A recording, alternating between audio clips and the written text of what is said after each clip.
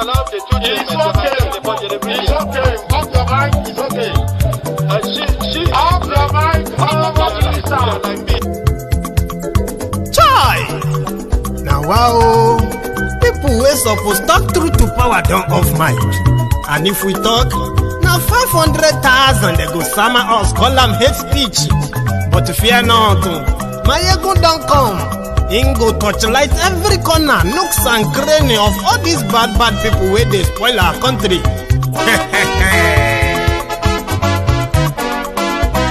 So my people make we laugh, oh, yo, yo.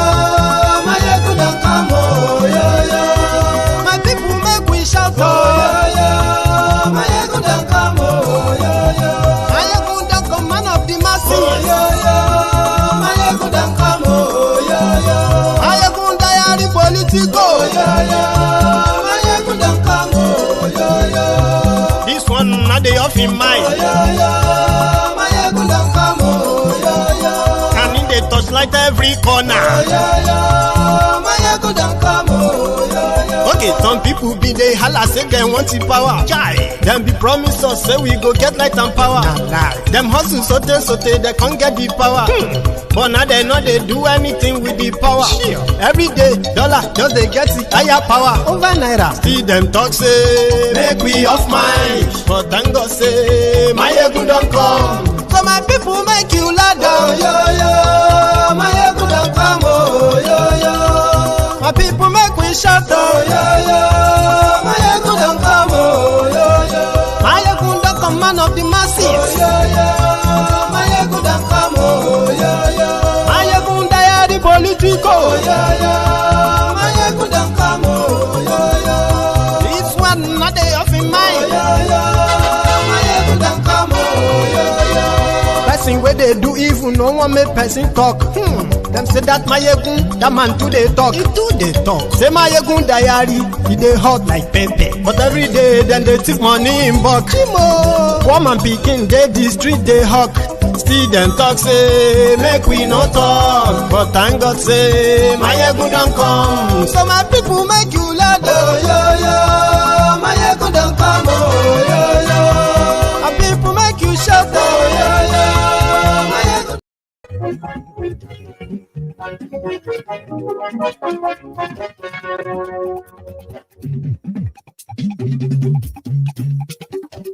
Hello there. Mayegun la wa mo la mo to do.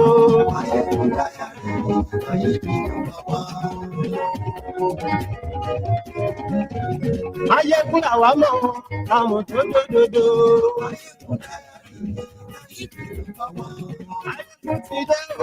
Ọ̀rẹ́ ara yìí lórí Facebook, lórí YouTube. Good morning to you, good afternoon to you, and good evening to you from wherever you are watching from. This is Mayegun Live.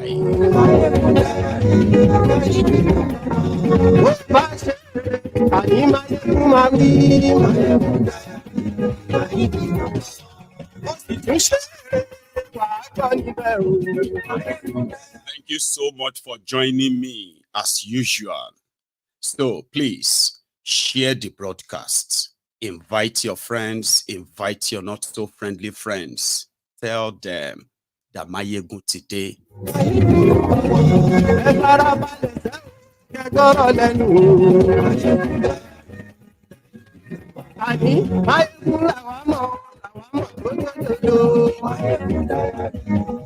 Probably have read the news of the EFCC invasion of Dangote's headquarters in Lagos. It's a long story.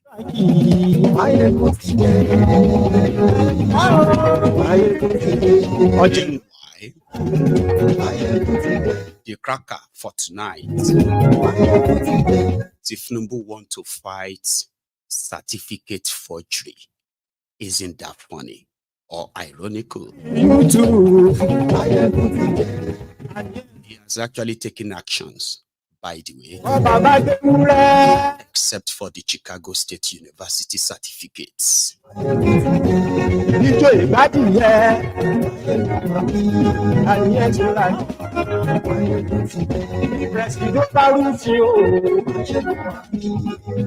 Farouk, Sadiya, Umar, the former minister of what's that again? Humanitarian Affairs, and the missing 37 billion naira, the EFCC.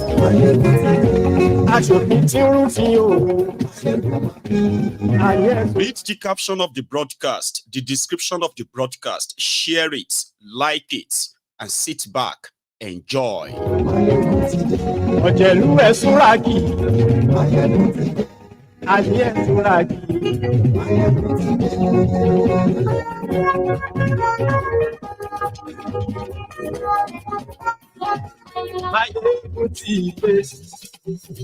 Today.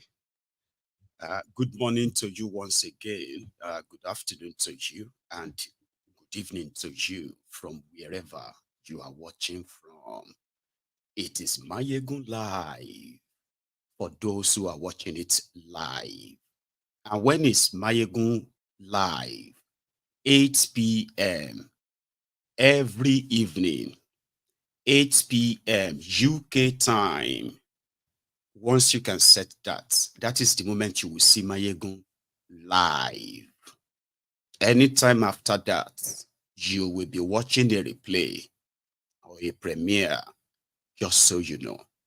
So, thank you so much for joining me again tonight. And for those who have read the caption and the description, who have shared, and those who have indeed liked the broadcast, thank you too. Yes, ladies and gentlemen, something happened, okay? I mean, as we do always, okay? After reading the headlines, you read the description, then you listen to Mayegun put the pieces together so that for those who have seen the news here and there and just shrugged off, like,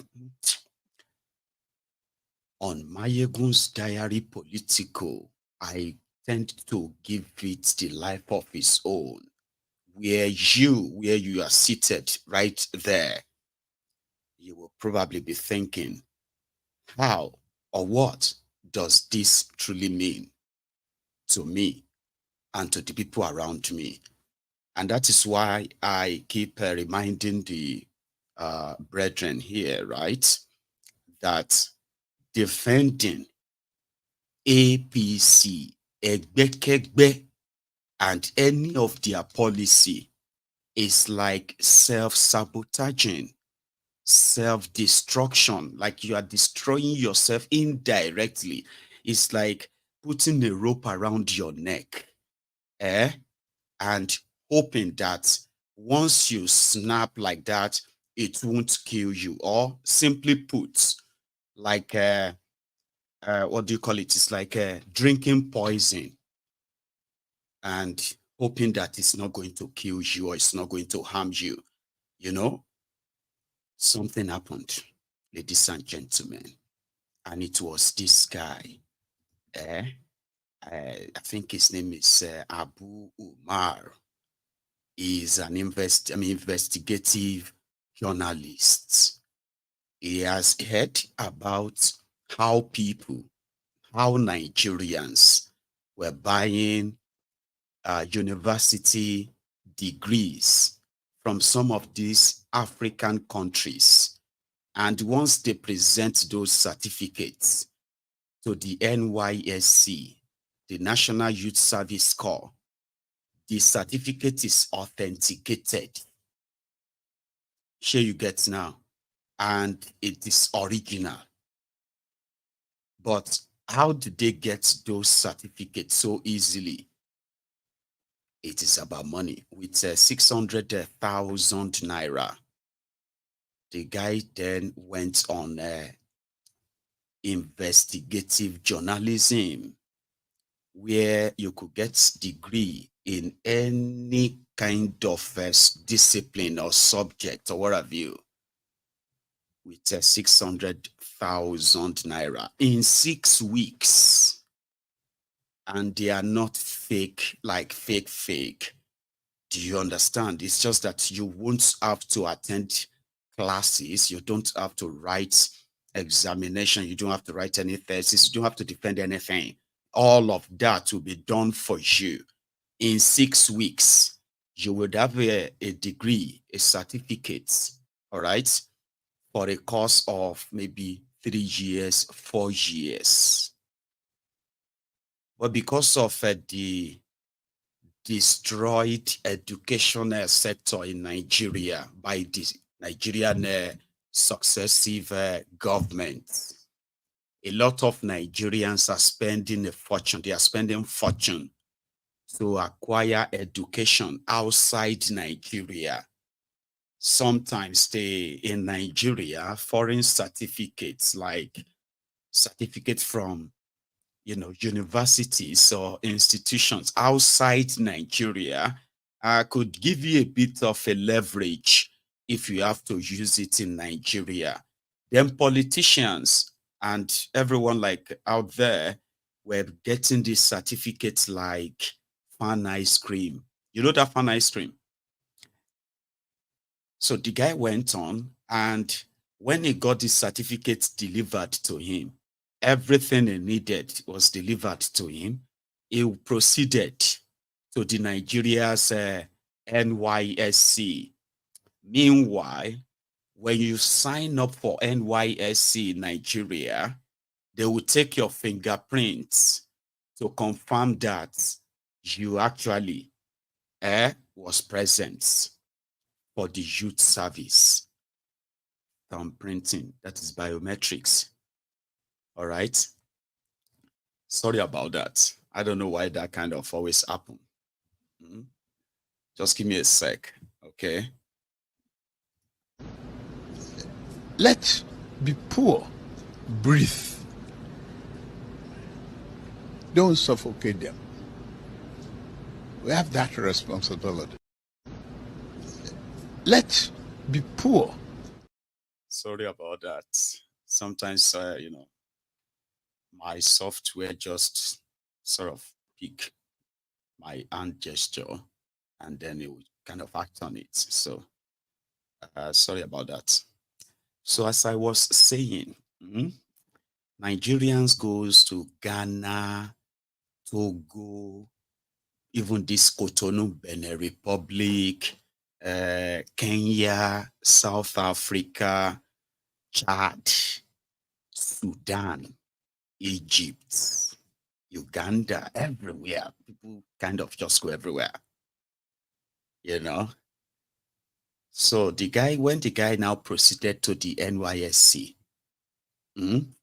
despite the fact that he had already served, all right, before he became a journalist and all that, okay, he served. So the system didn't pick him. In what they later came back to say, it's because he used different phone number. That was why he wasn't detected. So the guy presented the certificate like everyone else, signed up for the NYSC, same name, same age, same everything, and he was accepted. He served, a few months after, he just came out with his reports, shattering report. The one that puts that university in Cotonou, Benin Republic on the spotlight. And not just the university, that's university. Every institution in Benin Republic. And in Nigeria,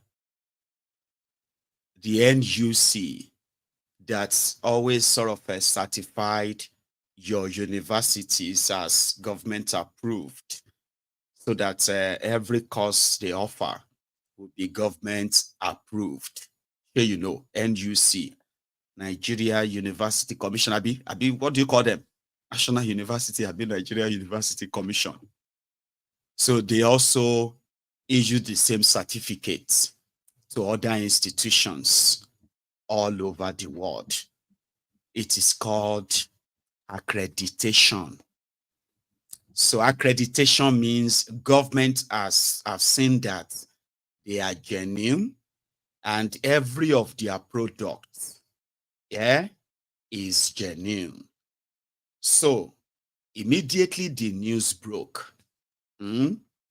Remember, normally it is not all Nigerians who kind of got their certificate from outside Nigeria bought them.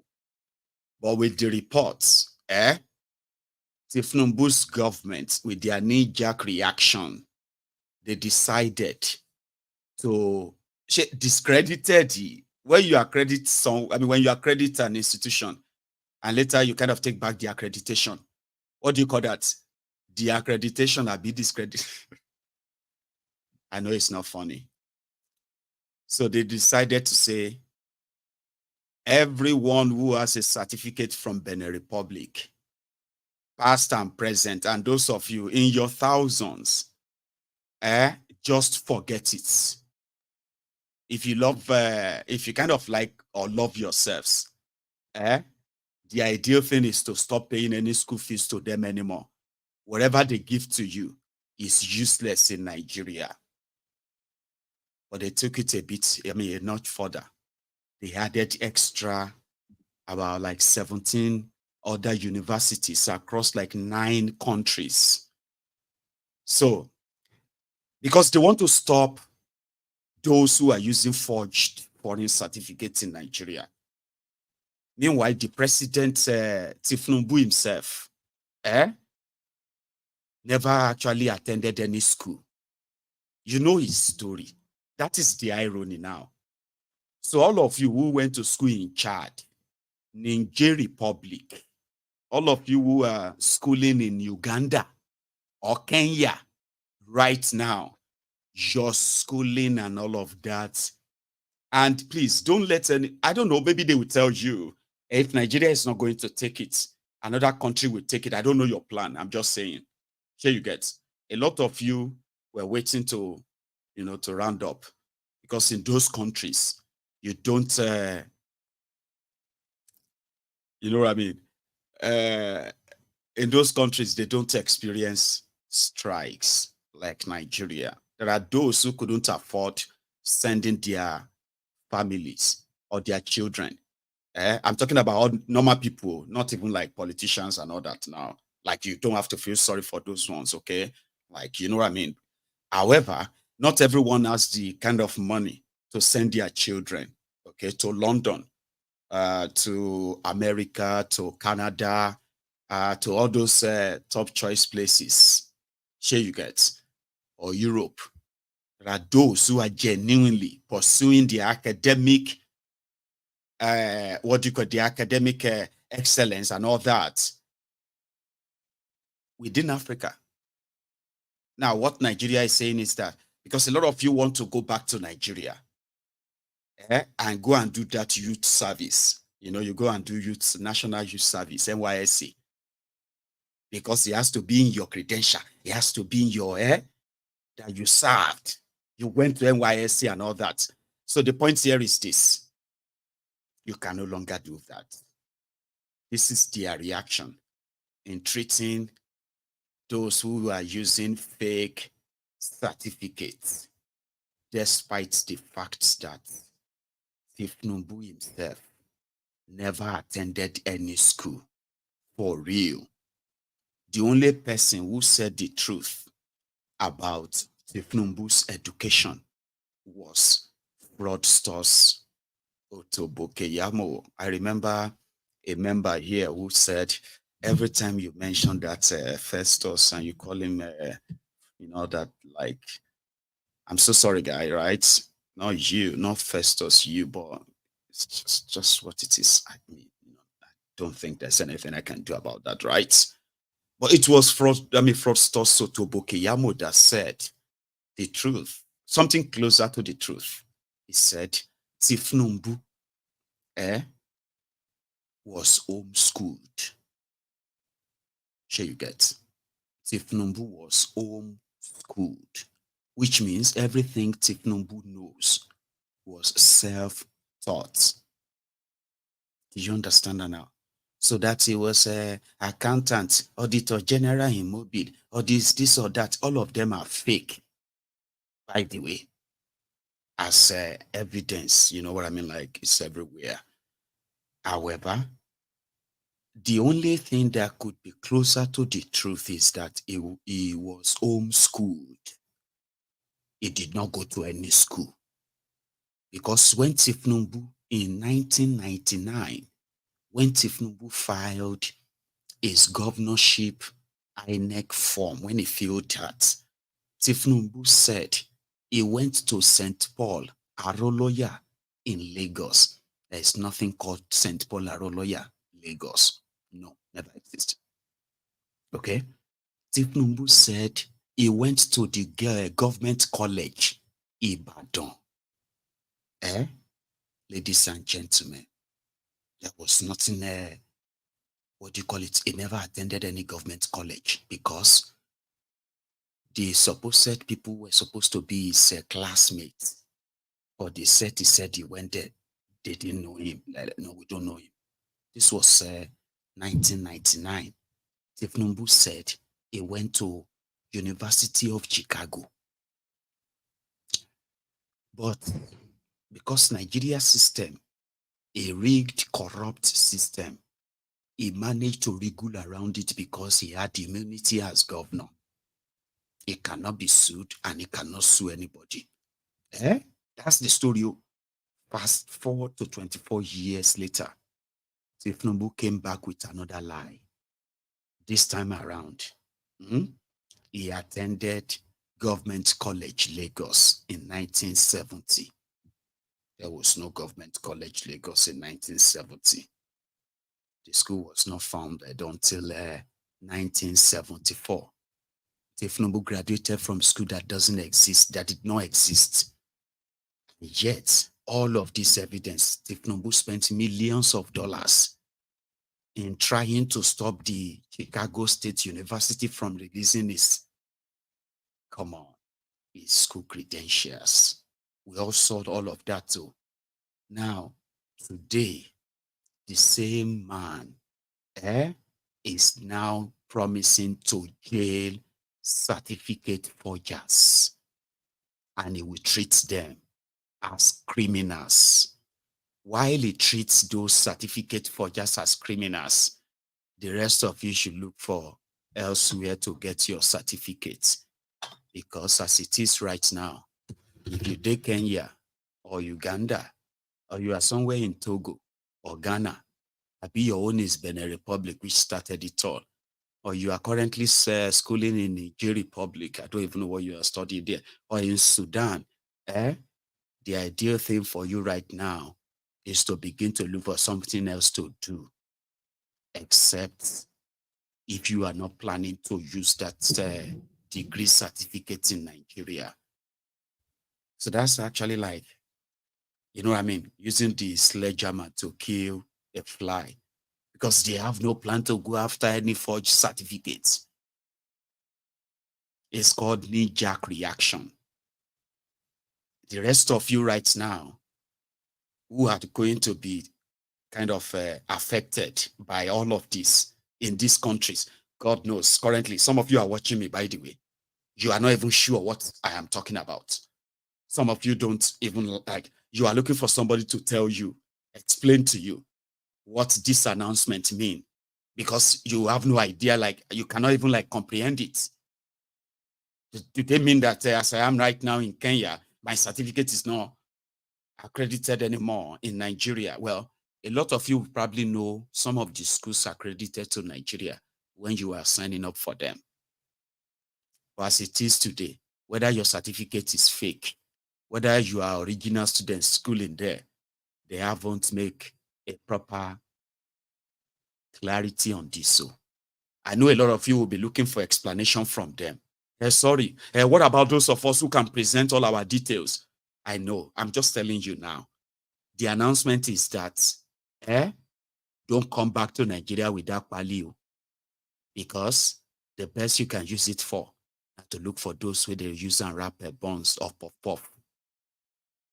But if you are so if you know how much you put into that, if you know how much effort and all of that you put into acquiring that degree, you may call a photographer, may them take your picture, tell them to print a larger frame for you, put them in your living room to remind yourself that you once schooled in Kenya. You are a doctor from Kenya. You are a doctor from Uganda. Under Thiefnubu, the certificate forger, person will no go school. Don't turn your certificate to old newspaper, whether they take rap bonds. Sometimes when I say this, I try to, they might sound funny, but they are not actually meant to be funny. You know that. And I'll continue to remind you. The reason why I choose to make it a little bit lighter for you is that what can you do? Well, what are you going to do? Are you going to start crying? Somebody said, I was watching your program there last night. Honestly speaking, I started crying. I felt so like I was so worried. I was so scared and all of that, because a lot of you can't really handle the truth. Sometimes when you hear the truth, right, you wish so hard for it not to be something else. But I always want you to understand that every action of these guys, they have the impact on the real life impact on real people. So how do I try to kind of not make you so sad, heartbroken, just simply because you are sitting there? Maybe you even just stumbled on this channel tonight. Somehow, in the last 10 minutes, you are feeling connected to it. And you are laughing, even though it's not funny, like I said. But the bottom line is that you are paying attention to the reality of having wrong people running a country. Okay? When they make decisions, they make them in the name of, we are reacting to that, we must do something, and all of that. Then later, when all of you have been put into that state of confusion, you are not sure what is next. I mean, I don't understand. Somebody said that those of us, they know, but they don't care. Then they would begin to say, okay, those of you who were originally, you have to come to Abuja to come and do a verification. They will open it. They will open, not because they want to help you. It's because they want to open the door, another shop for another boys. They will call it job for the boys. How far with that announcement about Kenya this? My brother, I have been going to Abuja almost every month. They said we have to go to the NIMC to go and do verification. They said we have to go to the court to do affidavit. They said all of us have to present this or that. And they are even asking for money. Is that a Nigerian way? Put you in that confusion, no. Not because they want to solve forgery. They are all forgers. They are all criminals. They are not going after anybody. They are not investigating anything. So at the end of the day, a lot of you are still going to go and give them your millions so that they can say, after the second thought, we have now decided that there are some of you who are really, really genuine students, and we have verified them. It's how much it costs to do verification in Abuja. Well, if you want to do it yourself, is that not what they do to you? If you want to do the verification yourself, it will cost you about 1.2 million. But if you don't want to appear, there are some agents. Yeah, you don't need to appear. Remember, now because people know they need to go school and they are having degree from these places, that is why they said all of you call LFE degree you need to Leo. Go and use your degree as part of your decoration in the house. So, but suddenly you will think they want to solve it, Abby. They will open another door. And then they will have agents that you have to pay to. You don't need to appear to do verification. They will send you your verification. Don't worry about it. 2.5 million. And then you will begin to pay again. Then that one will cast. Then they will say, hey, see this problem. You see this problem of forgery?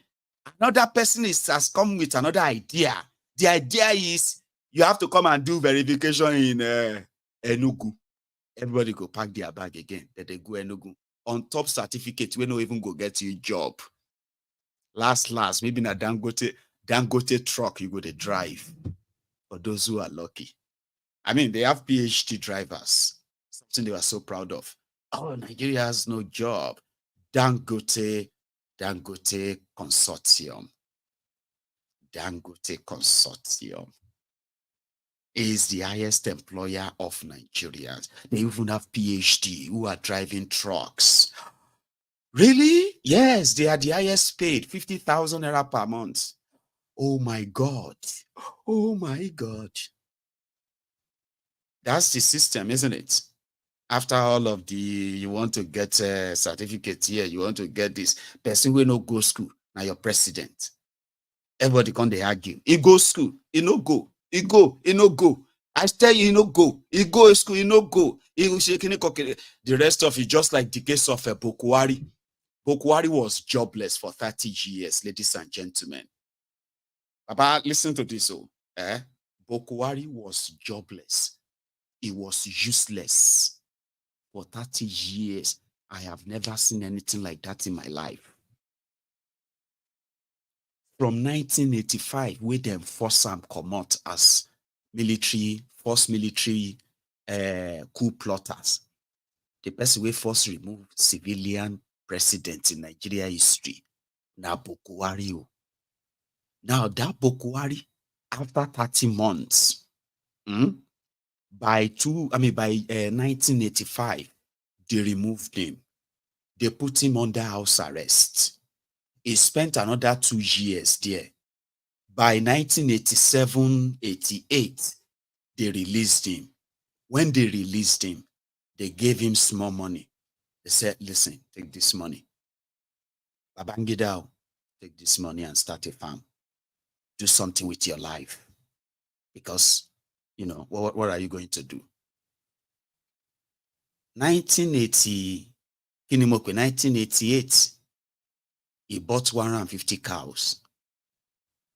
By 1998, now still 150 cows, Bokwari had in By 2008, 150 cows. By 2015, 150 cows.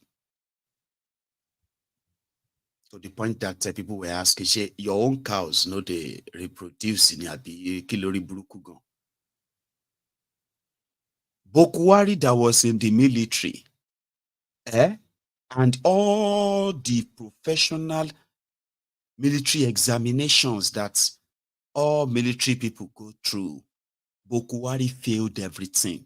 And that is why they will just tell you when they want to introduce him, Mumumadu, they'll say General Mumumadu Bokwari, GCFR.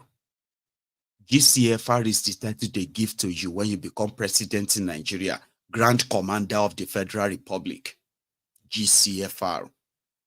Go and see some of his mates.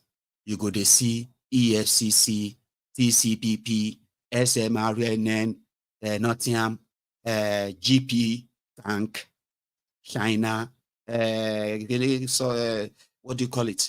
Acrobatic, combatant, battle of whatever.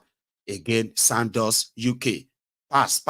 You'll be seeing all their titles in their names. Bokwari no get any. Unproductive. For 30 years. You know, get like jobless. They brought him. People will get job. They started shouting, change begin with me. Change start with you. Change this or that. They can't bring jobless man to be their president. Ladies and gentlemen, 8 years after that, Nigeria became the capital of the jobless people. Unemployment capital of the world. Then gave Bokwari job. They became jobless. The poverty capital of the world. So it's similar to what you have now, Thiefnubu. like I said, when somebody will not get certificates, become your president, you can't they go also for certificate in Ghana. They also for certificate in Uganda. Where are you going to use it? Dangote refinery.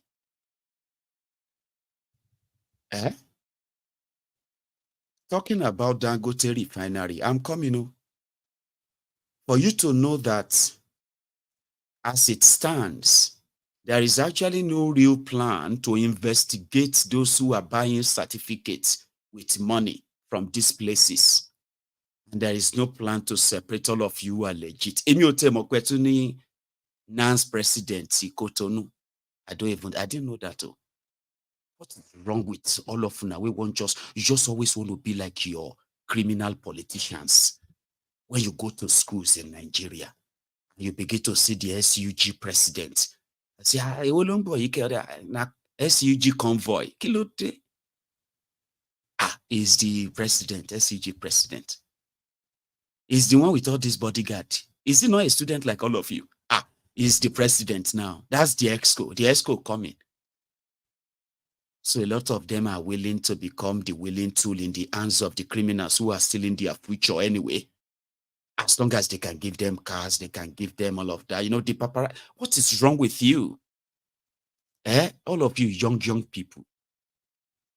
I know. I don't the old now, So I'm talking to you like, like your uncle. When I still live Nigeria, still they do NANS president, NANS this. NANS president, Kotonu. I had to come out and say, you have to arrest that guy who did that investigation. That guy is the criminal. He's just coming to tarnish out. President Nancy Kotonu. You knew. Abibeko. I'll share that with you. Just may not be like say. Yeah, it is a crime. It is a crime, sir. Has there been anyone ever been caught for such crime in? Yeah, we've not had experience about that. So we've not seen anything about that. So this one is just something that actually went viral on the social media. So it has drawn the attentions of virtually both the government and everyone. So that's why the government take the necessary decision they took. Right, but I really want to say something. There's a point I really want to clear out on air, because I want to have a conversation with this guy who is called the reporter. All right, because this step he has taken, all right, because he's trying to doubt the credibility of the government.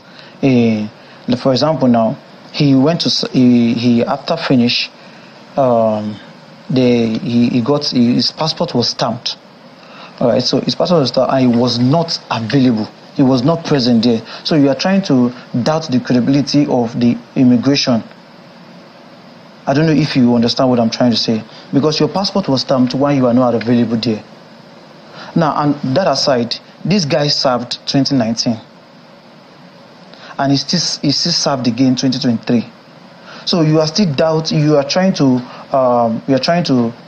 doubt the credibility of the youth, that is NYC, because if someone has served before, he can't serve again, because their database will fish out your details and say, okay, this guy has once served again. And if you have served before and you are still serving again, you have to be punished. He has to be arrested. No, I'm just trying to draft a point out. Okay. So he has to be arrested. This guy needs to be arrested because I know he's a reporter who is trying to clear out some things, but on that note, you are trying to implicate some persons. Now, because in sense like whereby you are trying to implicate the government, the NYC and the immigration, like I said. So you trying to go serve the second time, that means you need, like, the NYC are not capable, their database is not really working for you to go and serve the second time.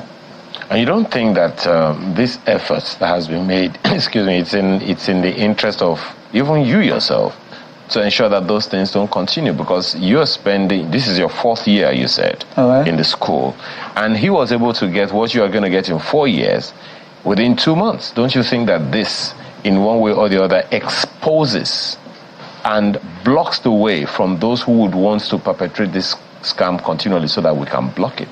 And if he served in 2019 and he's serving in 2023 without holding brief for anyone, I mean, don't you think this is another way of saying we have some loopholes in our systems that we need to block?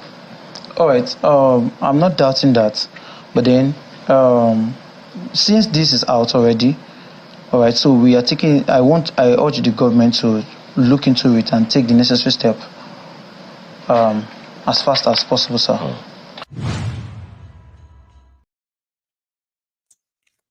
No, some of you are expecting me to just drop it. Nuisance lily. But did you hear his point? To him, investigative journalism is probably new. And I think some of you probably feels like that because according to him, the guy did not go to Cotonou, but he had his passport stamped that he was there backhand, which means that it's forged. Okay. The guy was trying to also expose the Nigeria government too, to show that he already served in 2019, but he applied again. A system that was supposed to reject him right away accepted him. And in fact, it was issued every paraphernalia of a copper. The system didn't discover that. That is his job. That is called investigative journalism. That you have to use fake ID, fake this or that, just to obtain the information and put out there the corrupt process that you are investigating. Alaye said they need to arrest him. He must be arrested. He's trying to disgrace the government. What is investigative journalism? To what? To make the government look good. That's not investigative journalism. If somebody comes out tomorrow with the proper image of Thiefnubu and his urine bag, like proper one, and then you begin to talk about we should respect his privacy, we should if somebody wants to prove that you don't understand. And now, you remember when Kolu returned from France the other time with that syringe attached to his armpits? You remember that time? They've never made that mistake again. Every cloth they wear for him now, they always make sure that it's a long-sleeved. Have you not noticed that too? No, they pay attention. Pay attention. Pay attention. Sure, you understand now? So if somebody come out tomorrow and show us the gas tanky that Thiefnubu is using to recuperate, investigative journalism, you cannot turn around and begin to give but what if Alaye Koshidano is investigative journalism? How he got that? That is his own source. They don't share that. So, and when you meet investigative journalists, even if you want to kill them, they will never share their source with you. But in Nigeria, the guy is now asking that his life should be protected. We have a long night, okay? You heard today when they said that Dangote headquarters in Lagos got raided by the EFCC. And a lot of you are kind of wondering why, what happened? Oh, they are investigating Emefiole. And according to them, so waiting now concern Dangote. Anyway, the thing is that, it is still the backstory of the haste of the century. How Bokwari and his brothers and sisters looted Nigeria in a very coordinated way. And a lot of your elites also participated. I mean, there is something that is not new to some of you. How much Emefiole gave to Dangote, even though they did not tell you where their money came from. Okay? And Emefiole came back to tell you that Dangote has paid back 70% of that money meant for the refinery, even though the refinery is yet to produce a teaspoonful of petrol. However, immediately Thiefnubu came, Emefiole was arrested, and they said they started an investigation. In their investigation, they realized that as the rest of you are businessmen and women and ordinary people are scampering to look for forex in order to pay for your daily business dealings, the Central Bank of Nigeria was hijacked by few people, Bokwari and his gang, and the forex was being allocated to themselves, especially Dangote Consortium.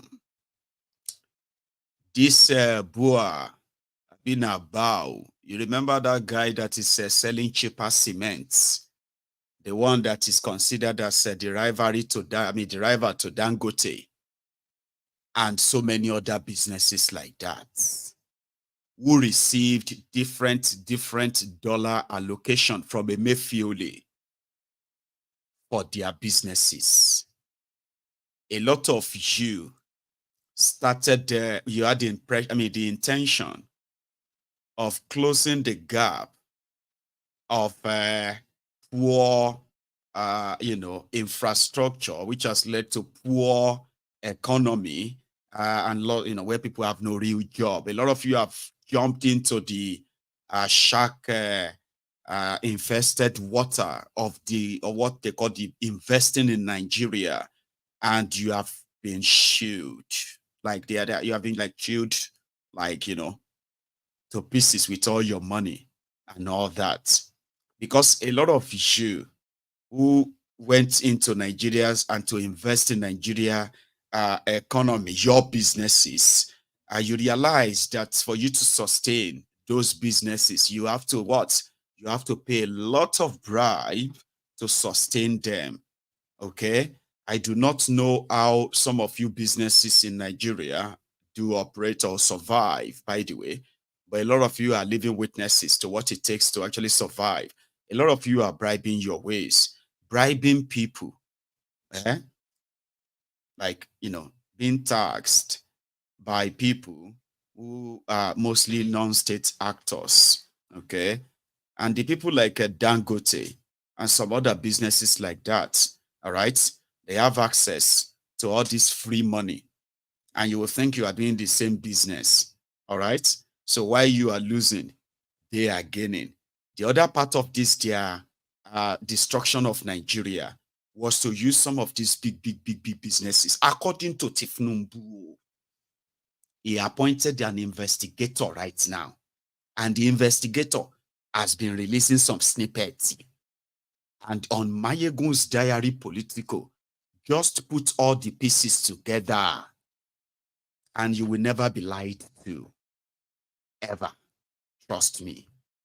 So Thiefnubu and gang pretended that they are investigating the Central Bank of Nigeria under Emefiole, because according to them, Emefiole acted alone. Bokwari did not have a clue, even where Bokwari approved all of the actions. They wrote it in their report that Bokwari was either misled, or he's not really aware, or he didn't even understand, or he was made to sign everything to absolve Bokwari. So the EFCC is now investigating some of the snippets, according to the Thiefnubu's investigator. How did all this billion disappeared? All this trillions. Where did they go? They now discovered that not only Dangote, other big businesses and smaller businesses in Nigeria were used as money laundering avenue. For example, where you are like, you are running the same type of business, Abi, as you are contemplating on. Some of you are running your businesses on debts right now, but your neighbor that is doing the same business, they don't complain. They hardly make any sale, okay, but they never complain. All right, and your neighbor, everyone is going into nightclub business, and you, where you are in America or Canada or what do you call it, wherever you are in the world, and the moment you kind of hit that money and you go to Nigeria and they take you to that club and you kind of see the life, you see how people are blowing money, Abi, how they are popping the champagne, and you're like, oh, this business makes sense. So hey, how much is it if I want to start a club business? And people begin to do the visibility study for you. The design, all of that is going to cost you. You know what? At least with for area, if you have like maybe 250 million, we can start that. You know, they are doing hotel business. Hotel business is the most selling business these days. So, and they say, you in America, bring your money. Let us open a new hotel for you. And then you have your nightclub. People are not popping Azu. 1 million naira Azu. People are not popping the champagne like you saw them the last few times you have visited Nigeria. Now you are now pretty much like you have to pay the Agbero, you have to pay the police, you have to pay the army, you have to pay the NSCDC, you have to pay every one of all these people. Then you have to pay the tax collector for Lagos State, be your state government. Then you have to pay the local government tax. Then you have to pay the signage tax. Then you have to pay the advertisement tax. You have to pay all of that. And you're like, how am I going to survive all of this, man? What is going on? Because you be mumu. Majority of them are used for money laundering. At least all of you can see them popping Azu, Abi. And they said a bottle of Azu, I'm using Azu because it's like the popular one among people these days. Say Azu, pop Azu, pop champagne. Azu is 500,000. Abi, how much is a bottle? They will sell you 50 pounds or $40 wine. They will sell them for you at the rate of $1,500, $2,000. And all of you will be sitting down there like, hey, civil servants know they do Dorime. Because everybody, they do Dorime here and there. Popping it. Because behind the scene, if they pop just 2 Azu or 3 Azu, and all of you saw them say, another drink everywhere, people must have spent like 50 million here. Una never started helping them. Nobody una go take the video, put them on Instagram, put the picture on Facebook, share all this life. Their life sweet. So when you go back to their book, all they have to do is to say, instead of them saying they sold 10 Azu, just put 1,000 Azu. 1,000, put 1,000. Is this money they just stole from Edo states? We need to clean the money for them. It's about 2 billion naira. So we need to clean the money for them before they now convert the money to dollar and take it to Dubai to buy properties. So you know what? Just put 2,000. Put 2,000 Azu. Yes, sir. Every Azu we sold this week is just about 15, sir. Are you mad? Do you still want to work here? Put 2,500 Azu. Okay, sir. Yes, sir. 2,500 Azu. Then what about Jack Daniels? How much is Jack Daniel?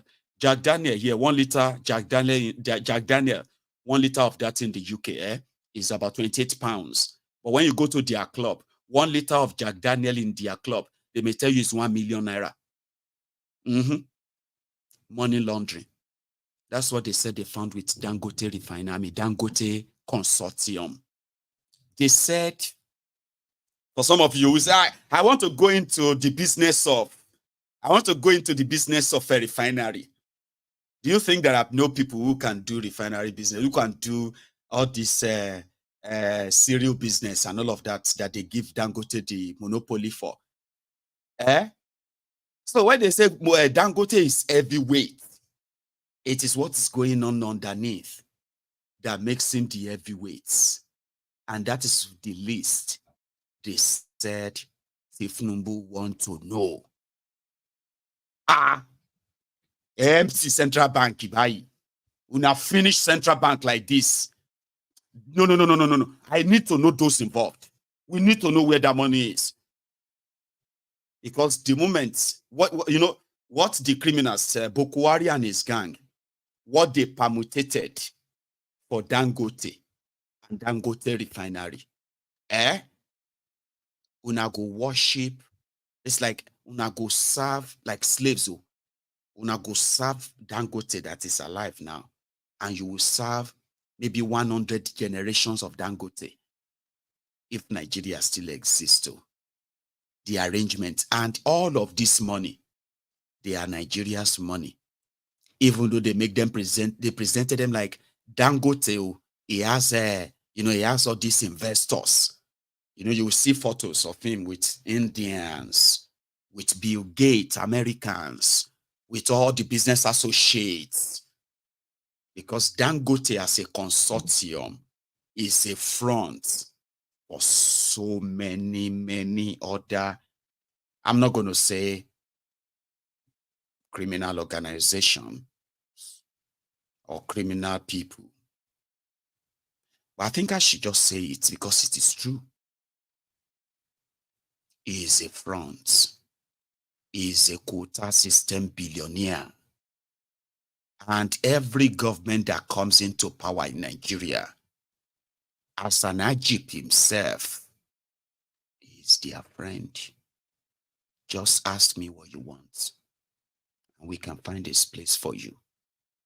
Whatever they gave to Thiefnubu, after discovering and opening the vault of the Central Bank of Nigeria, and they saw what they did in 8 years, instead of telling you the mess you are in, they have started putting up a theatrical show for you. Theater ni wọ́n fẹ́ ṣe fún yín.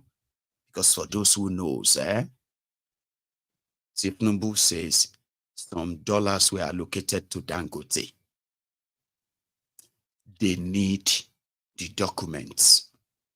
Maybe you know that when the rest of businesses or businessmen and women in Nigeria, when they were scrambling for dollars, and when Nigeria Naira continued to crash and businesses were folding up, when businesses were struggling to buy a dollar for 700, 800 Naira to a dollar, the people like Dangote and so many of them like that, they had that preferential treatments that they were just moving the dollars like that.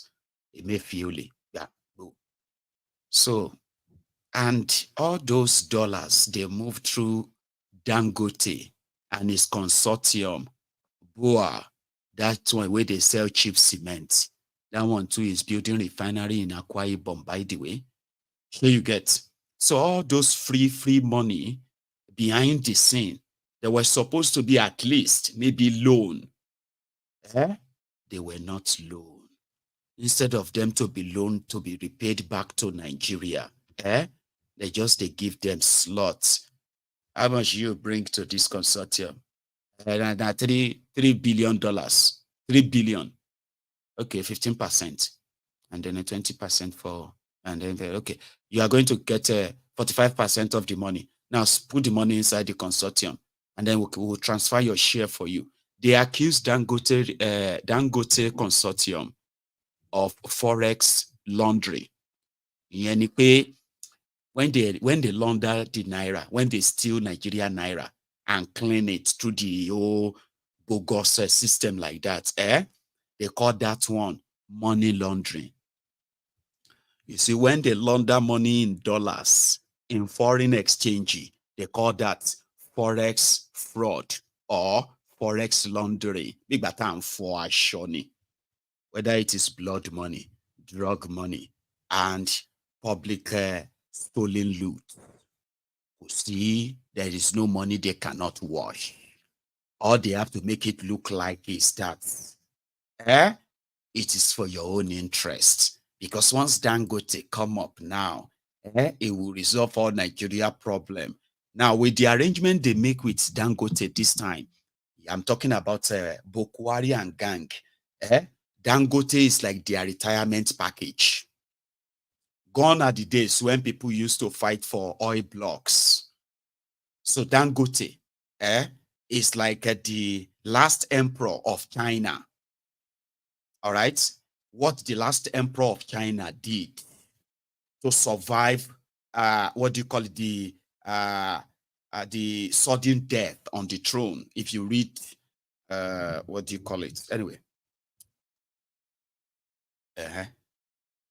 So what did the politicians do?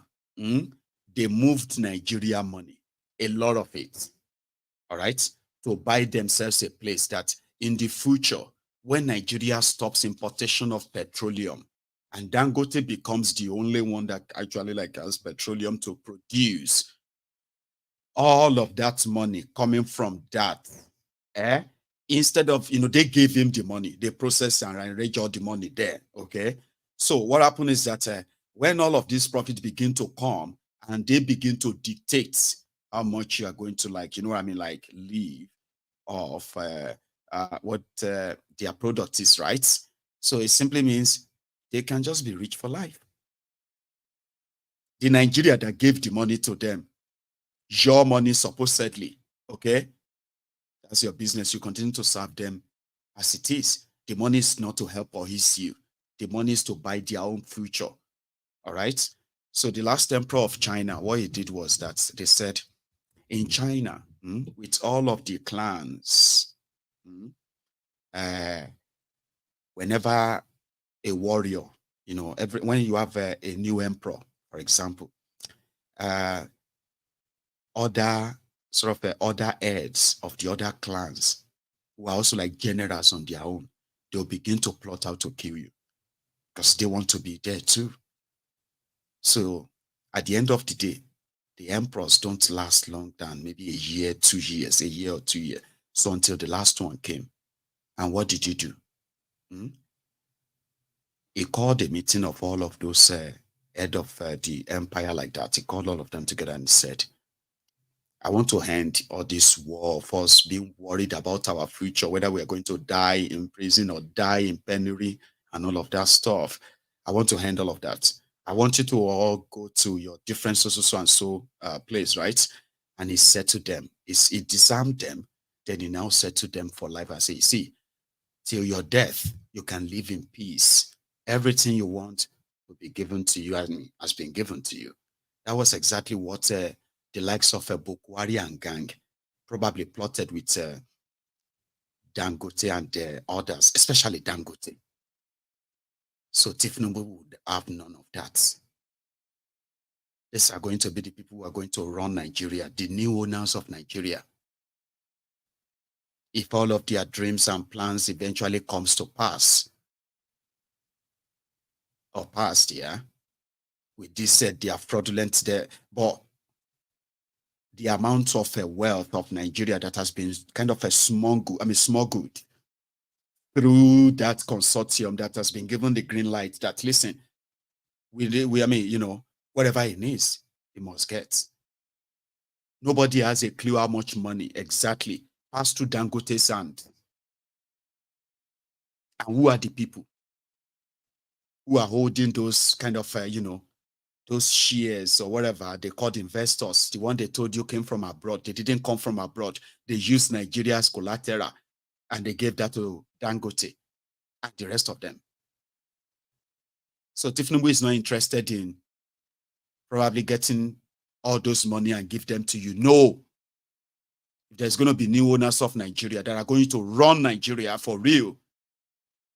Beyond oil blocks now.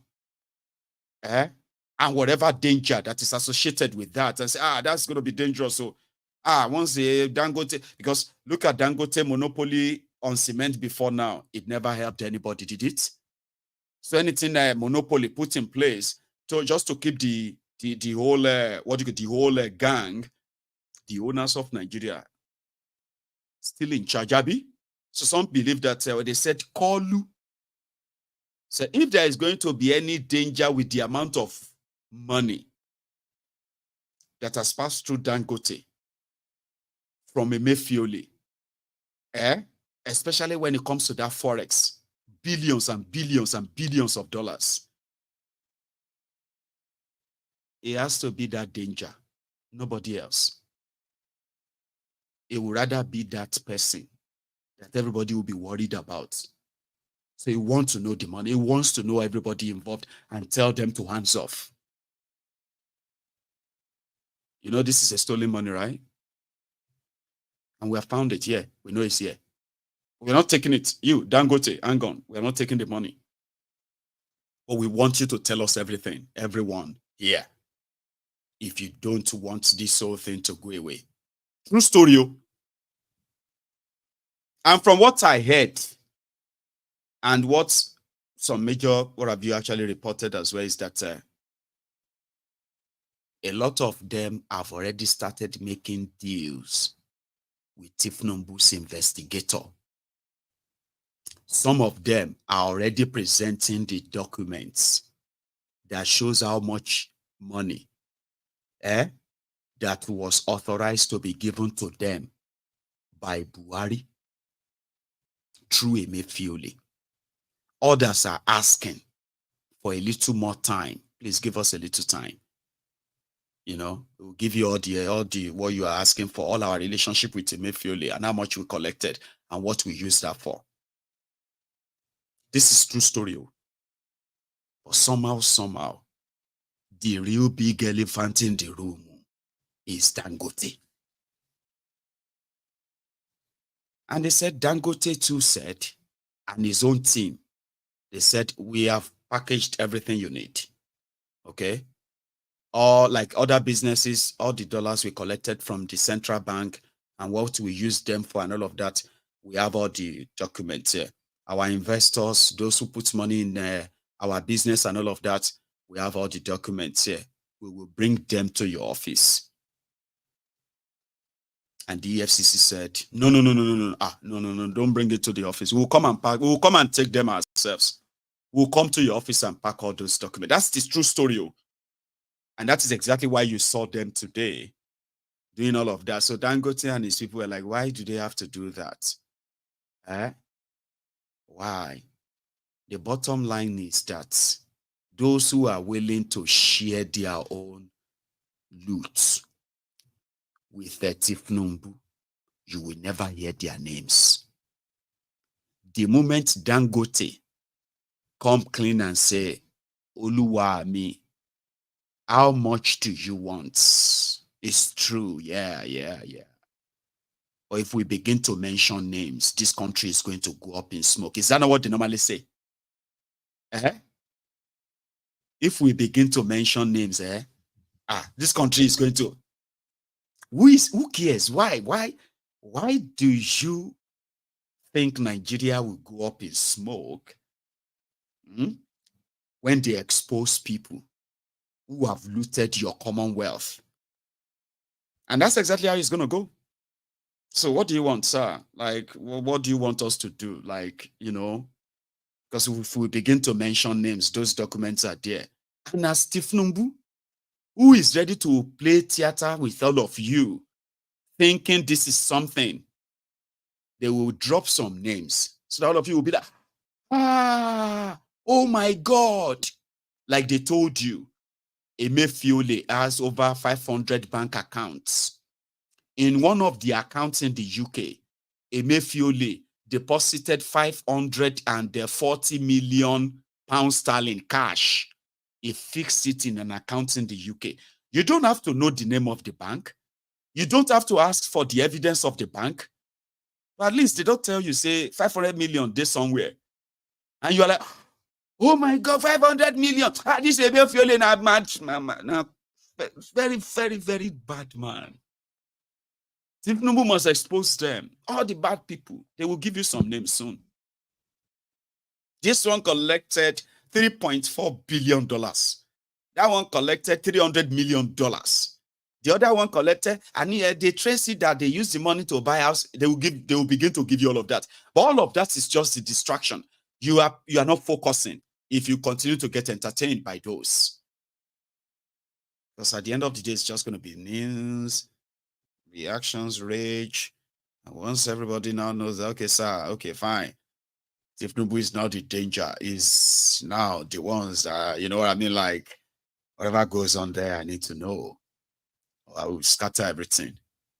I will scatter everything. Oh. Say, Papa, don't do that. No scatter everything. Don't scatter everything. Okay? We can assure you, if you need money, we know where money is, sir. You understand when they come out and say, sir, as a business community, we will do everything to work with this government to make sure that this government is able to raise revenue. Mr. President, we as economists, we promise you that we will ensure. We know you met an empty treasury. So me and my friends, we have discussed. We will make sure that we help you to generate the resources that you will use to run your government. All those things now for the public. Behind the scene, Baba, sir, we know that you are not happy with what happened in CBN, sir. Especially but sir, if you let us say something, sir, I assure you, we know where money is in this country. If you want to make money, sir, we know where there is money in this country. Sir, all we need is just your permission. And we will make sure that in 4 years, if you need $100 billion, sir, we'll make sure you get it, sir. Dangote, you know, like, say, oh yeah, show me. For those of you who watched the Shauride, Lakwite, and the Agogwe war. Thiefnubu is like Lakwite. He's not here to help you fight all the criminals. He is the criminal, he's the chief, the Lord. If you are going to perpetuate that kind of shaking haste that has plunged millions of people into generational poverty, I want to be the one that called the shots. Everything all of you agreed to before me. None and void. Or I will scatter everything. No. Baba no scatter everything. We'll tell you the truth. We'll tell you where the money is and we'll tell you where you make more money. Then before you know it, the rest of you will begin to ask a year later, how far with that Emefiole probe and Dangote? Oh, now there you see they ask question. They don't replace who they go replace. They don't change document where they go change and everything, but don't move on. Now you make you just embrace your own shakpa, no matter what it is. Because the situation is pretty much going to be like, everybody back to their own, everybody back to your own company. To your camp, O ye Israel, they will say. And that is why, even though a lot of people are complaining about the hardship, the cost of living crisis, and all of those things a lot of you complain about. This is January. It's always very tough in January. And with Thiefnubu and his gang and a directionless, regime, you can kind of expect how tough it's going to be. But somebody said that Thiefnubu, not the government, decided to bless the rest of you so that, it won't be, he told you, he said, it feels your hardship, the hunger, all of that. And Oshoba said, Thiefnubu kind of always feels sad that a lot of you are going through shege. He even said it 4 days ago. I understand. I'm not oblivious of the expressed and sometimes unexpressed frustrations of my fellow citizens. I know for a fact that some of our compatriots are even asking if this is how our administration want to renew their hope, their compatriots. Take this from me. The time may be rough and tough. However, our spirit must remain unbowed because tough times never last. We are made for this period, never to flinch, never to falter. I'm not. Did you hear that? You are made for this period, though. Remember what I told you a while back, that if you are going through shege in Nigeria right now, that you should continue going. Don't turn back. Oh, majority of those who that back, oh, what's in the back, you need to continue going. It is like somebody going through hell. The ideal thing is to continue going. Because even if you turn back, it is hella. You go extra hell. Thiefnubu and his gang, for those who know them very well, Jeun Soke Kotu Jeun Sako is about bribery.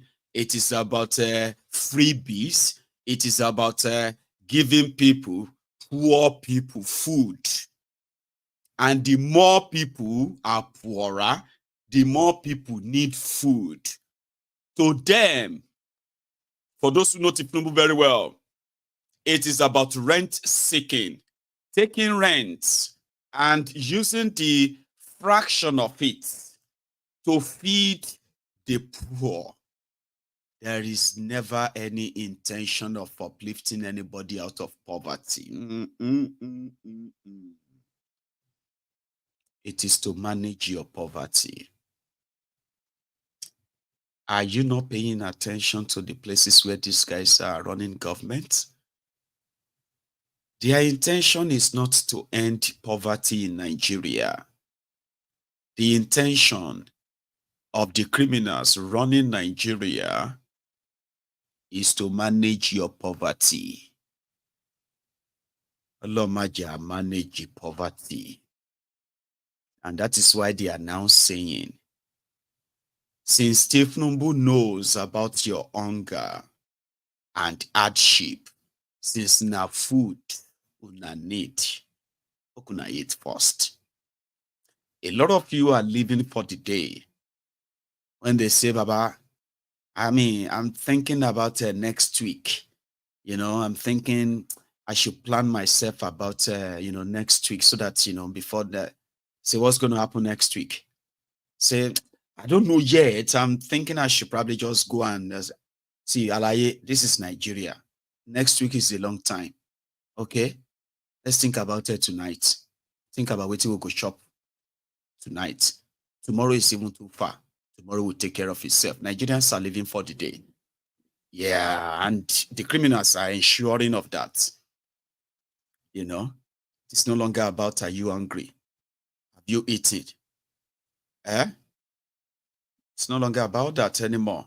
No, sorry. Have you eaten? Are you full? Are you satisfied? No. They just say you don't chop. You talk, say, I never chop. It's not because they want to offer you food. Do you understand? So a lot of people are actually living for the day and waiting for what will happen tomorrow. But what about tomorrow? I'll leave tomorrow, Jare. Like Thiefnubu said. So people like this, and it is real. This is real. See, I tell you, as they go. Baba, who say this to you? Allah. What do you confuse the government do for the matter? The government help us now. I beg. See, if they don't do anything, we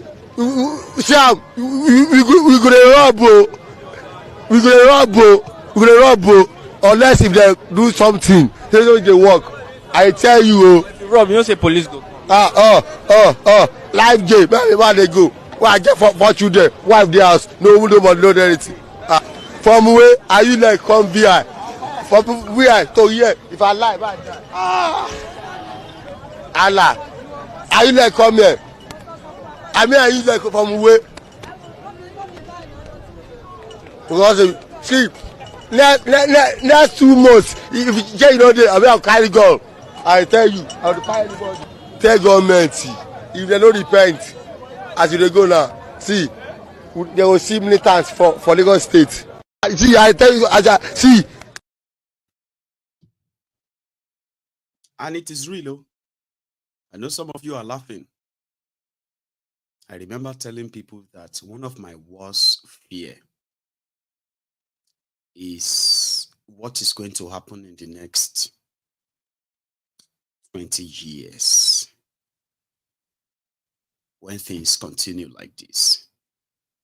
Nigeria has over 22 million out of school children that also exist in that system as we speak.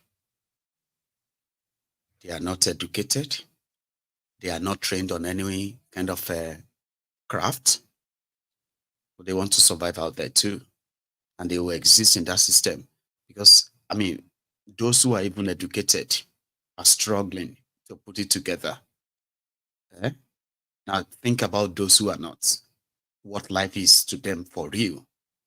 So in 20 years' time, if all of us keep quiet and continue to hustle for money and all of that, to get a good life for our own family members, you know, all of that kind of life, and because we are so blinded with our selfishness, not paying that, it's none of my business.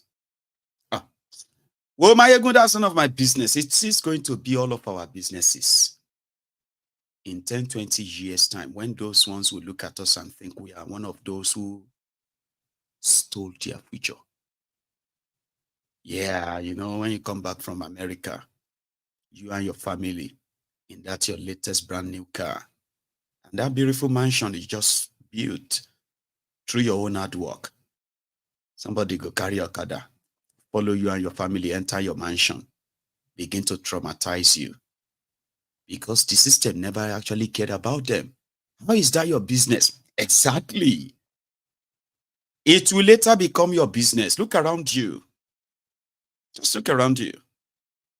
And that is one of my worst fear. In case some of you probably just recently joined my Egun's Diary Political, have no idea why I do what I do. I do what I do because it's the least I can do to call all of our attention to something that we do feel like it's none of our business. Your children, your family, people you love. After you get them all you want and all you think they deserve, and including yourself, then you are at the mercy of those the system intentionally dumped out there, because people like Thiefnubu and gang believes that the way to reduce poverty is to be kind. He keeps saying it, is to be kind to the poor people, give them food, give them money. Why you continue to make economic policies that continue to impoverish them? Win-win situation, yeah? It's a win-win, right? But we all know where this is going to end. So one of them now said that Thiefnubu gave all the House of Representative members 100 million naira each to buy a truck. They said he gave them rice. He gave them truck of rice. One of them even made a video. And they said, no, this is not even federal government too. That Tinubu gave truck of rice to each House of Representative member, whether PDP, APC, Labour, NNPP, or APGA. That is what one of them just said. And guess what? They said, no, it's not government money. Senators were given 150 million naira. How did that even happen? Is that even true? At the end of the day, just to make you look like Thiefnubu actually cares. He's so passionate about the poor. The people they intentionally make poor. Now they are giving them food so that they cannot die poor. How generous and marvelous. Esako people, congratulations. One guy said, Mayegun, what is your problem? If they are not doing it, you will complain. They are now still doing it. You are still complaining. I just hope they will be giving you that rice every month. I mean, like, that is what it should be now. Okay, they said Thiefnubu shared rice. Some of them have like 4 trailers, 5 trailers, which means as we speak, no matter how scarce the rice is or how expensive it is, they said Thiefnubu spent 50 billion naira of his own money to make sure that House of Representative members receive at least 5 or 6 trucks of rice. Baba. That is like 6 trucks. Each truck of rice carries 600 bags of 50 kg, 50 kilogram. Kilogram. So 600, we'll do the math. 600 per trailer times maybe 5 trailers. That is 3,000 bags of 50 kg rice. That's a lot. And that's for one House of Rep member. Multiply that by 360 House of Representative members. Please don't bother me with what the number is, because we're probably just going to get lost in that calculation, right? But just imagine it. Okay? So 3,000 times 100, I think that is 3 million, isn't it? 3 million bags, 9 million bags, 10 million bags. Wow. So all of una they collect all this rice and una still they complain that the country had. So I am not complaining, no. I just hope they will be giving you the rice every month. And possibly they will be giving you money for kerosene, gas, or whatever you choose to cook the rice with, because that is supposed to be the policy, Abi. But if not, just to give you 3 cups or 4 cups, I am not complaining. I am just putting it on record as it should be. The Nigeria of their dream. Who can beat that? Except for those who continue to reject that. But you know, when it comes to disobedience, no, they don't think they want that. But they just believe that that is the reality of the people now. Kenneth Okonkwo, remember him? I completely agree with you on that. And that is why I keep saying P2B, P2B. And because that is the only person that. But Peter Obi left Abga as well. He left Abga, moved to the PDP, and from the PDP he moved to the Labour Party. So really, what is the outstanding difference between him and other politicians who have done the same? Good. Because moving from one party to the other is not what makes you to lack competence, character, or capacity. When you have in a country that is rated to be one of the most corrupt, you will discover that if you are in search of a new Nigeria, you will continue to move until you get that platform and that environment and the people around you that you can use to achieve that. I don't need to tell you that Obi might just be a lone wolf crying in the wilderness. Repent, repent, for a new Nigeria is possible. That is why you see him making those moves. It is not because he wants power or money. He has told you he is not desperate about being Nigerian president. And he has shown it. Even when INEC did all the abracadabra. You know what Obi say? Calm down. We wouldn't need to destroy the nation. We will get it at the right time. So he is moving because he's searching for the particular environment and platform where the people that he's going to lead will accept this new Nigeria, where men should not just that they shouldn't be corrupt, but they should be incorruptible. You can't get that in the traditional platform that is existing in Nigeria now. You cannot get it in PDP. You cannot get it in APC. I dare anybody that wants to confront what I'm saying. So I agree with you. The elected class now, even some from Labour Party, have not impressed me. They've not impressed Nigerians. But P2B has impressed me because I was inside the political room and I knew how he was carrying his life. And I knew that he meant it when he said, I would rather do the right thing and lose than doing the wrong thing and winning. So I agree with you. But please, if you watch what I'm saying, I keep talking about P2B, New Nigeria. Because for now, he is the only politician I can tell you that can make these things possible. Look at what is happening in Nigeria today. Can you say this is what we wanted to see? That our debt now is 88 trillion naira. And what are you spending? The more you look, the less you see. The more you look, the less you see. You go explain tire. That's what somebody said. But it is no longer about what is it going to be differently anymore. Everybody should just stick to this. The next 4 years and what is it called? I've been at 7 years. 7 years, 5 months. You just have to kind of live with this. Okay? You remember this man who once said Boko Haram has defeated the Boko Haram. I don't know if you remember his face, but I will remind you. The guy has come out to say, Shineke Allah, now he go punish Boko Haram. That he actually made the fights and effort of people to defend themselves difficult. That is why over 63,000 of them were slaughtered under his government. Well, because it's Nigeria, the typical.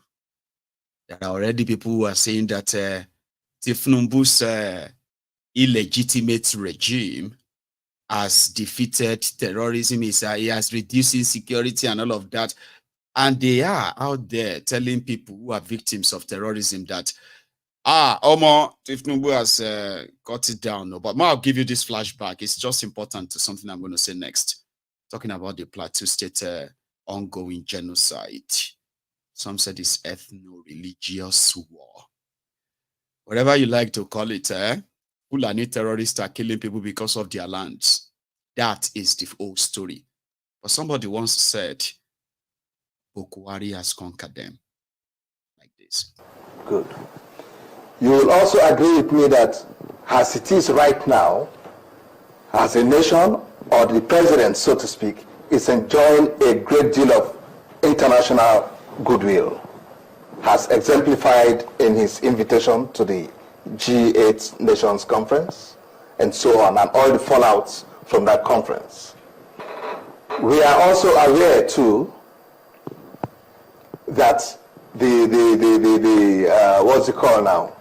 Mr. President's diplomatic shuttle to the neighboring countries, you know, to be able to galvanize their support and commitment to this ongoing war has yielded a great deal of effort.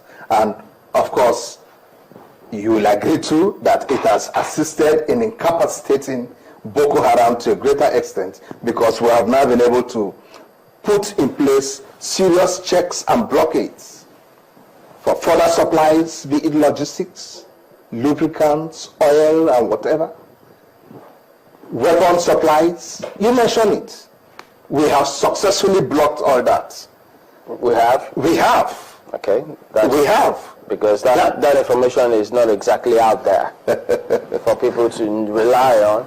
You may know, but we have. We have success. Well, the information that was out there, I think that I can clarify this, was that they were able to get one major supplier, I think, and, you know, I think a huge cache of, or a huge, I'm trying to remember the word, I think trucks of few supplies meant for Boko Haram insurgents was held sometime in Borno State, I believe.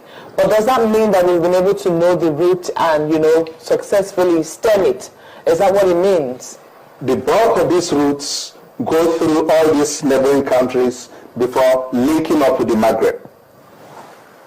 If all these neighboring countries are on our side on this war, and we are all on the same page with them, taking into cognizance all the various routes between Damaturu alone and is it Medjugorje? You have 1,000 and something footpaths. So what are we looking to do? Leading through these neighboring countries and passing on to the Maghreb. So if all these countries have now come into a unified effort to say, all right, fine, let's fight this with you because it affects us too. And then we all go all out and block all these routes. My sister, what are we talking about? You will minimize the extent to which these guys will be able to hit hard. Shouldn't we also keep in mind the nature of Boko Haram? Nuisance Lele. Nuisance Lele. He has a name. I will tell you his name himself. This is the part of the characters. They are play different roles for selfish reasons. And maybe once, the expected reward is not given, then they will want to say the truth. But when a man stands for nothing, they fall for, when a man stands for nothing, he falls for anything and everything. That's what these guys are. Boko Haram is gone. 7 months after that, the guy is back on TV. And I won't be surprised when somebody like him is going to come back and praise Thiefnubu than Boko Haram.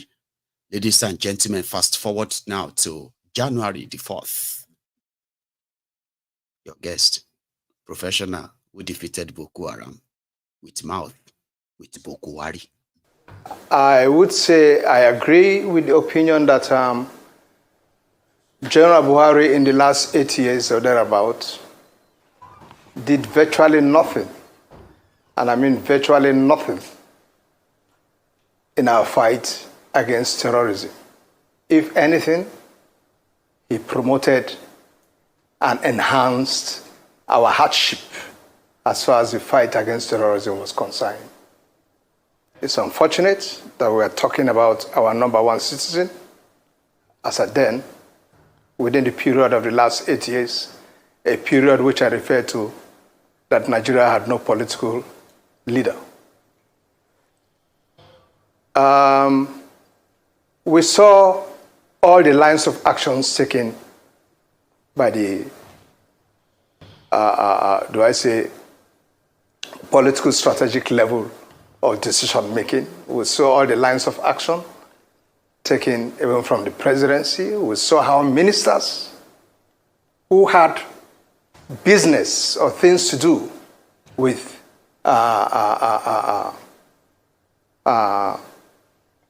terrorists were made to remain in their positions as ministers. One was even in charge of our entire national data. We could go on and on and on.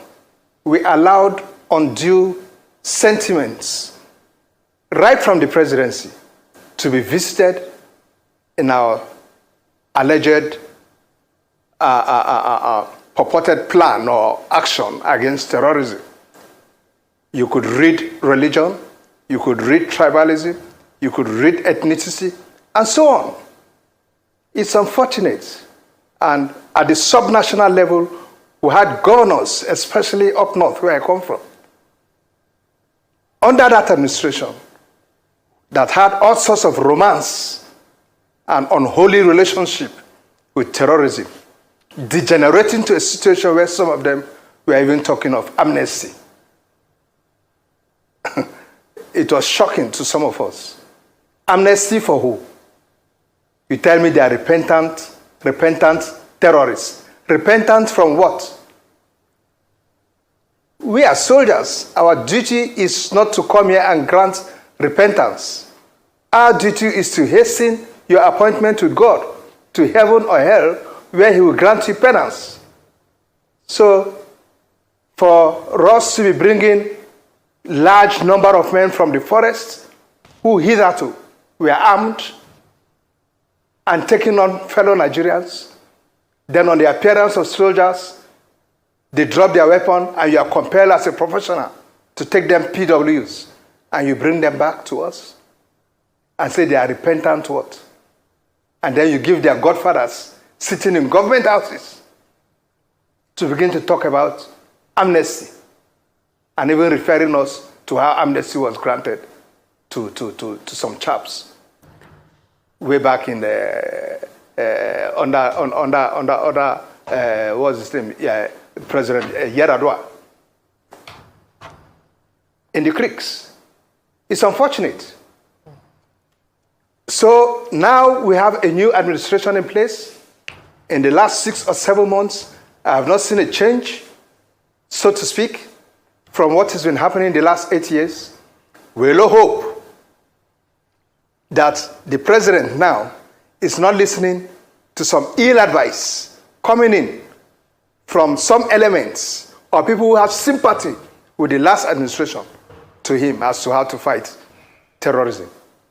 We have an ample opportunity now to change the guard in how we fight terrorism. We should not. I appeal to my colleagues in the military. I understand very much what the rules of international law of war says concerning PWs and so on.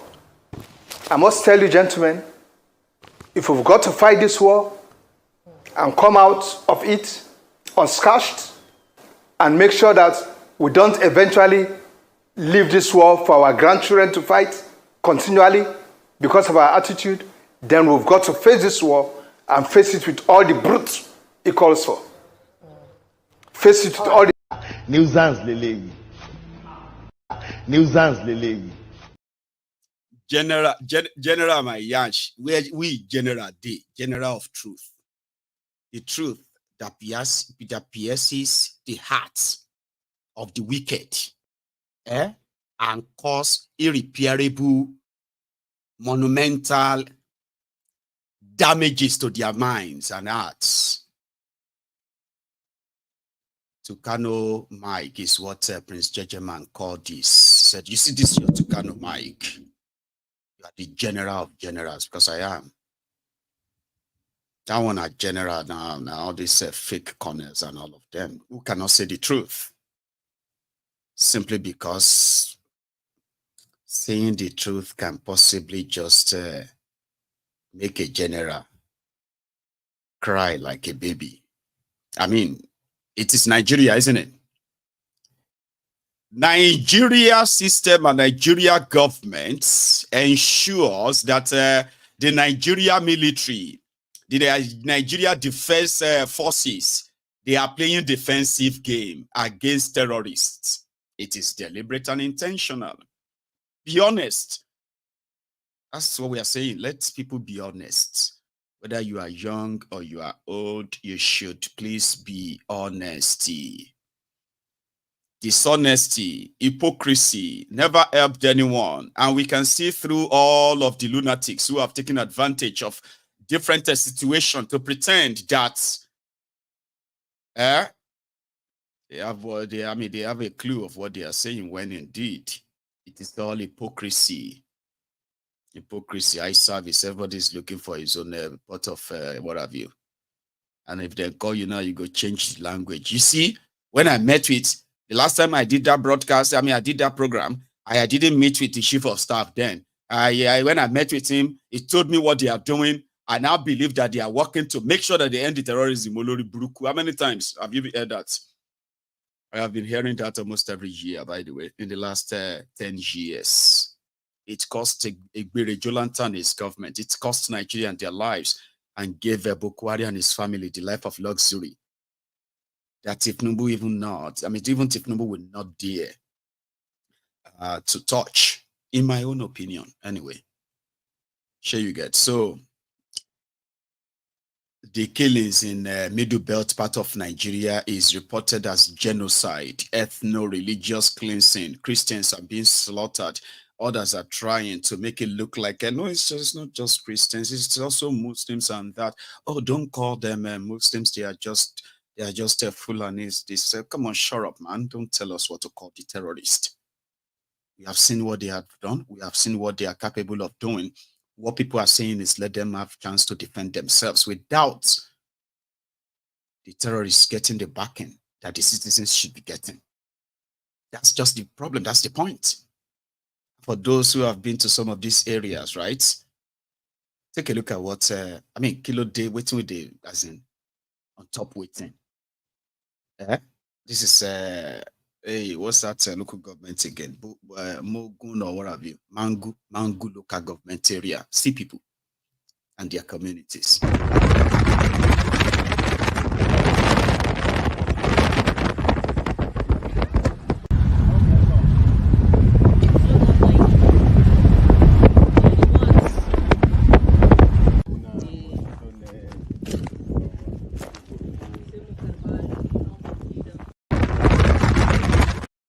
You're going to ask yourself, like, what's going on? What exactly do these terrorists want?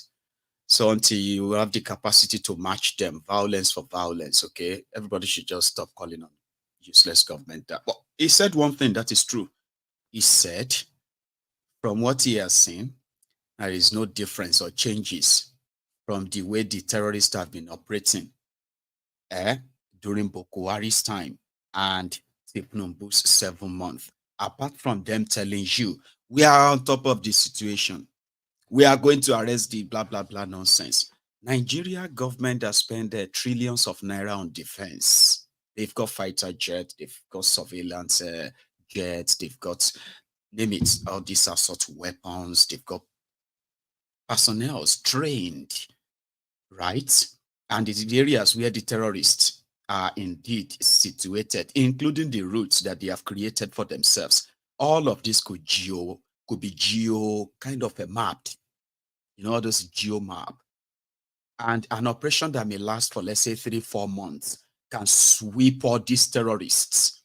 And those that you've managed to capture, right? Those who probably have not escaped through the border back to where they are coming from.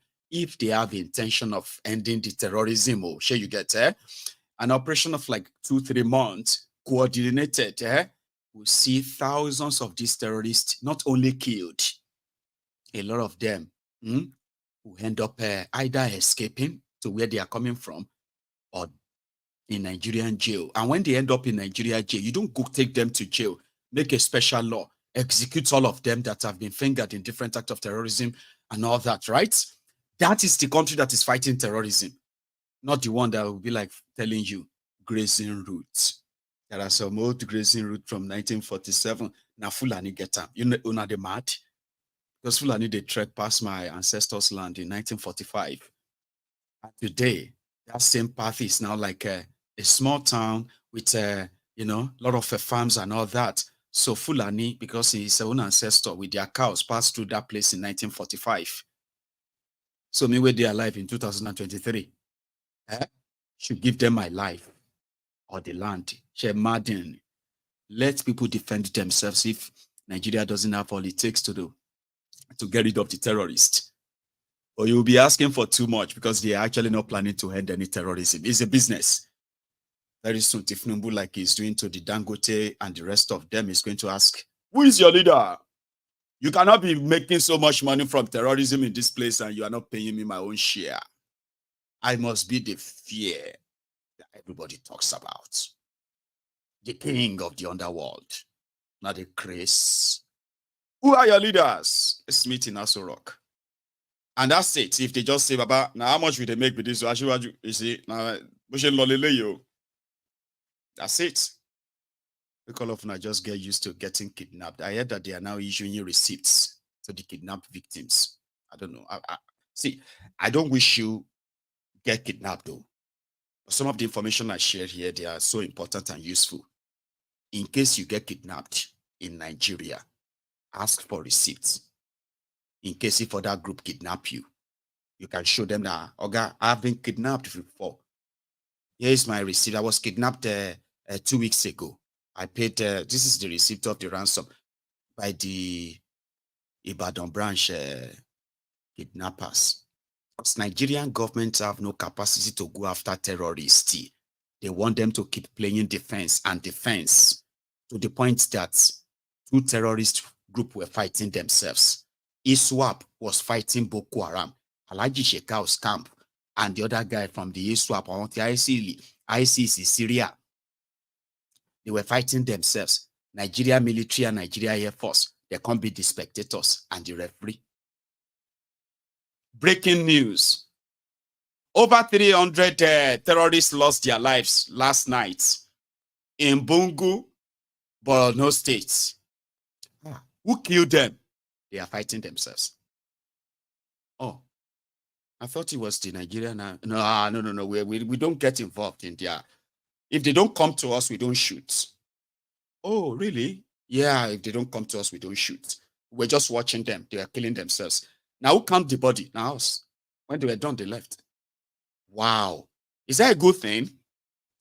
That the military cannot defeat the terrorists, but the terrorists are fighting themselves because of the territories, right? And they are killing themselves. Nigeria media is now reporting the good news. 360 Boko Haram terrorists died last night. That's a good news. Who killed them? They killed themselves.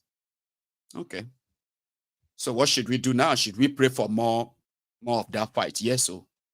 Because the order from above says we should just play defense. And that's what we're going to do. I mean, we won't go involved in people who get anti-aircraft guns, shooting at themselves and shouting Allahu Akbar. Allahu Akbar! Allahu Akbar! Like that. And then they pay you 50,000 naira a month. Honestly speaking, if they pay you, as a soldier in Nigeria, you get paid 50,000 naira. You can't go pull body. You can't go do what? 007, Abishino Rambo. Like, just like that. They don't go even mention your name. That's how sad it is. Like, I have seen where they use soldiers do negotiation with terrorists in Casino. True story. True story. Don't laugh. True story. 14 soldiers died that day. That was the first time I saw Nigeria DSS, Nigeria soldiers. They were taking selfies with terrorists inside the Katsina forest. Can you imagine, governor of Katsina State, then Masaku, took a convoy of all of the security, DSS, everybody, like, hey, we are going to go and meet some special people. Everybody, yeah, wow. They left the city. They drove into the desert. 200 kilometers. They are not traveling to anywhere. They were traveling to the territory of the Fulani terrorists in their own area. True story. True life story. When he got there, Ranka de Salam alaikum, Ranka de Salam, Baraka de Salah, Ekodu, and the rest of that. To and fro, 600 million naira. Cash in one song, they get the terrorists 600 million naira to negotiate for those in their captivity. Governor State, they had to negotiate with the sheikh. 1,500 people were freed. They brought them back inside Nigeria. Baba, 2 days later, breaking news. 14 Nigerian soldiers slaughtered in Kilote.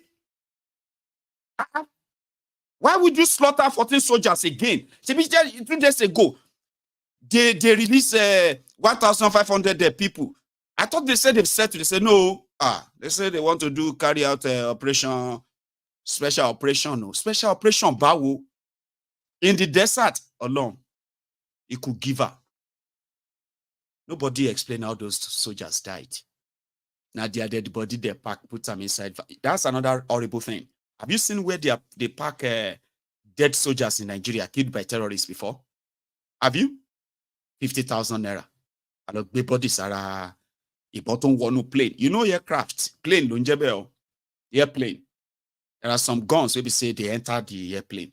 These guys were shooting down fighter jets. Bodies into the 50,000 naira. That is why Nigerian soldiers don't fight terrorists. If the terrorists know, sometimes if the terrorists shoot at them and they shoot back. Pow! The terrorists shoot. Nigerian soldier reply. Then the terrorists do for like 2 minutes. That's like about 400 round ammunition. At bullet 400 came out of that thing that just sounded. They say, yes, Oga. That one is, listen. No. That one is 200 round ammunition. 200. Say yes, 200. When they do that, you want to respond. You don't respond. You throw away your gun and run away. I have seen soldiers run in Nigeria. No joke. I don't think bodies if you see, I love one. And sometimes if they shoot you, they go say the bullet day your body. This one not go day your body, you go shut up. Ask people now. So that's why soldiers don't fight them. That's why in Nigeria you have ungoverned areas, they call them. Because nobody won't go there, go ask question. Just yesterday, now 12 people then kill for Zamfara. True life story again. Yesterday, 12 people, kilo she, they don't pay tax. Tax to who? Is not paying tax death sentence. Today, it is so. That's why I told you. If you go to Nigeria or you are living in Nigeria, watching me right now laughing and you can go the issue of kidnapping and insecurity and the rest of that is so huge and big that you are on your own.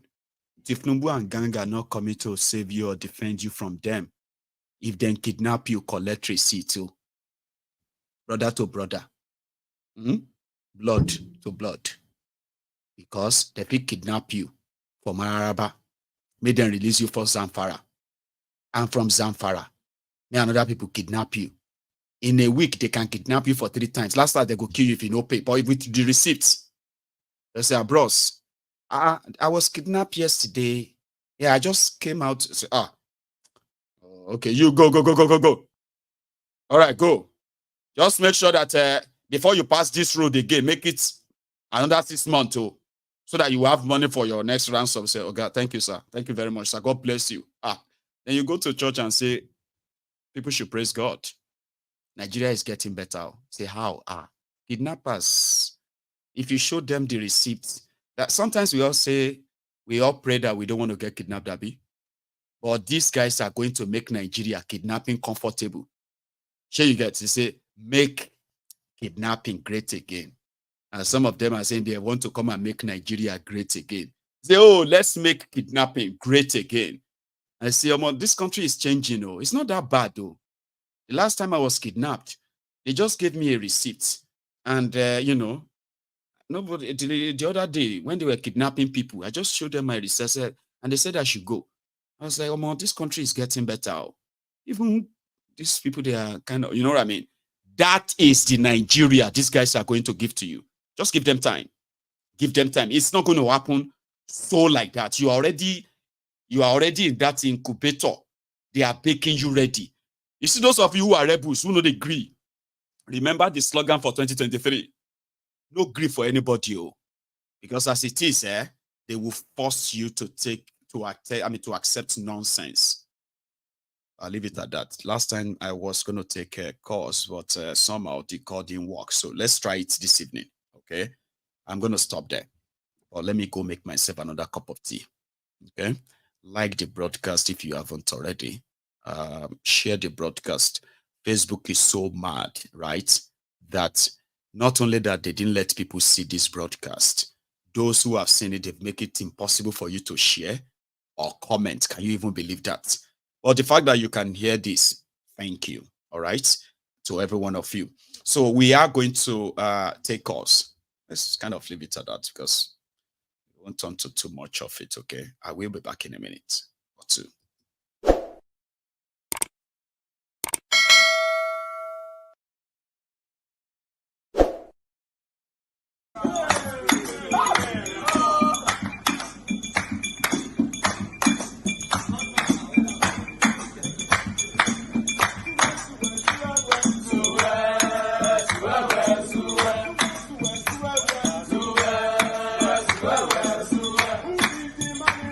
Buhari is a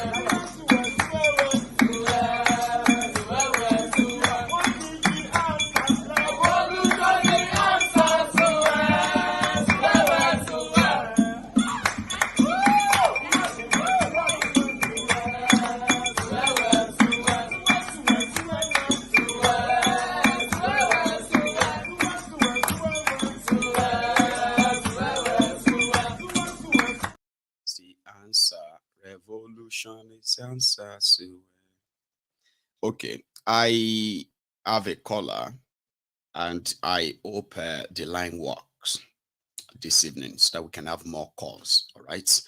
Let's see if it works. So I think it does. Hello there.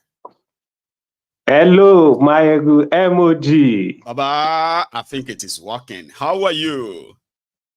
I'm fine. This is Charles from Niger State. Oh, dear Charles. How are you this evening, by the way? I'm fine, good. Happy New Year to you, Charles. I'll send to you, my brother. Please. Thank you for the good work you have been doing, enlightening us, giving us information. It's a very good one. Okay. So my submission for the day, I'll start from, yes, the last time I spoke on this platform, I talked about the fuel price that we made some analysis. I said they're just lying to us, which you also clarified to me. And I still love the way you let Nigerians to know that the subsidy that they are paying is not physical subsidy, but they are paying subsidy to, using another channel, which is dollar subsidy. That's because I saw many of those, like the IPMAN and the NNPC, when all these media interview them, they keep saying, no, there's no subsidy, they are not paying subsidy. But if they're not paying subsidy, there's no subsidy, right? And then at the same time, they are saying, oh, the price is not going to increase, it's going to remain the same. So who is paying the difference? Don't worry, don't worry about the difference, okay? But there's no subsidy, okay? But it's not, come on, man. People will know. The people actually, and one of the problem, the main problem Nigeria will have is that Nigeria will always lie to ourselves. And as we keep lying, Nigeria will keep going down. Will keep going down. That is the problem. Nigeria don't like to say the truth. No. And as we keep lying to ourselves, we at the end of the day, it will dawn on us that this lie will not take us anywhere. That is the way, by the way. Another submission I'm going to talk about is the certificate saga. I know about that certificate issue now. Like if you're in the north, that is why most of our Igbo brothers that live in the north for a very long time, they will practically tell you that Nigeria is not a country to call your own country, because there's a lot of things happening. Do you know this certificate issue? I'm aware of it for over about 8 to 7 years back now. So which of them I have some in the north, or those ones from other African countries as they are currently? Yes, most of the northerners that I know, some of them are in politics and others. Someone will tell you, you need certificate. If you go to Benin 1 year, they'll give you your certificate. You understand? I didn't even know that it has even outgrown that 1 year, that you can even sit at the comfort of your home and you receive your certificate as if you're ordering a pizza. Exactly. Nice. In 6 weeks maximum. Very bad. Very bad. And again, another submission is about the Nigerian system. Look at the NYC and what have you. I happen to do my NYC in Abuja, 2015. I know the rigorous process which we go through. You do your verification, biometric verification, and every month you have to go for biometric verification, which if you don't do that, you will not receive your allowance. All these documents, all this information, they said it's because he changed his phone number. Really? Which is very bad. It's a wrong thing. Can you imagine that kind of a thing? That means all the stress that we spend 12 months going for biometric, and that all those information, those data are nowhere to be found. You can't see it anywhere. Because there's no data anywhere. If those data are there, as long as anywhere you to reject him. As I should and look at. That's a lot of loopholes in the system. That's why it's difficult to begin the investigation, to begin to sort of do some back end, because they can discover all these fake ones eventually. Sure, right? Instead of embarking on all of that, they said, "Oh yeah, everybody, go and bin your certificates. We don't want to see them anymore." Really? That's the solution? Yeah, that's the solution. Wait. So most of the people that work certificates and they are like politicians in different offices now, what will happen to them? We'll deal with them. We're investigating. Really? No, they are not. The Nigerian system is so corrupt that no remedy. And that's the way I say it. Anyway, no remedy to it. Thank you. Okay. Thank you. Yeah, just stay safe. Okay. I will take another one. I have another. Yes. Hello there. General. Yes, sir. No verse. I don't get carried away. Our team is still there back. So I was listening. You're lucky. It's not yet rolling in and rolling in, right? Like it's not so busy on the line. The line jam. The line jam. Our code only go through. I know. It's not busy yet. I'm telling you that you're lucky. You don't understand. But good enough that you are here, Baba. How are you? Senior man, we did fine. Oh yeah, now my guys with that. Oh yeah. So everybody days.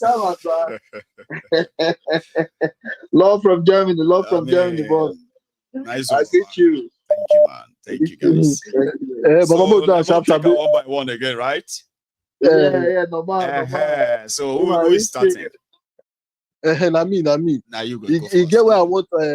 No say now you are to cash my small knowledge for politics. Here you get. You get one man want me eat. Maybe those of us like say we no know. Because I just follow my guy talk now. I just throw my small light. I say maybe now so the thing be. So maybe you go just throw small light. Where other people say guys there. This banditry and kidnapping. How are our elite or the government benefiting from it? How are they gaining from it? Well, I wouldn't say.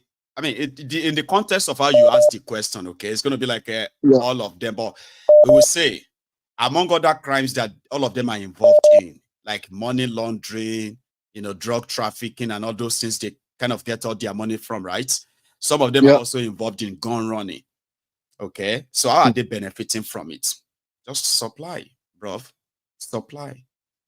Okay, somebody is supplying those weapons and smuggling them into Nigeria. Somebody is opening the armory somewhere and covering it up.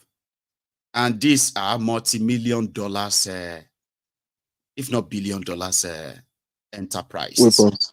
Because, gun running alone, weapon movement and all of that stuff. I mean, when you have to get weapons for thousands of terrorists, okay, and you have to supply them food, supply them gas, like petrol, you have to supply them medication. These are people who actually have a chain of, that's why they said those who are sponsoring them, if you can get a hold of their sponsor, which a lot of them are in the public eye anyway, right? You will cut off their supply. You are going to really, really affect them.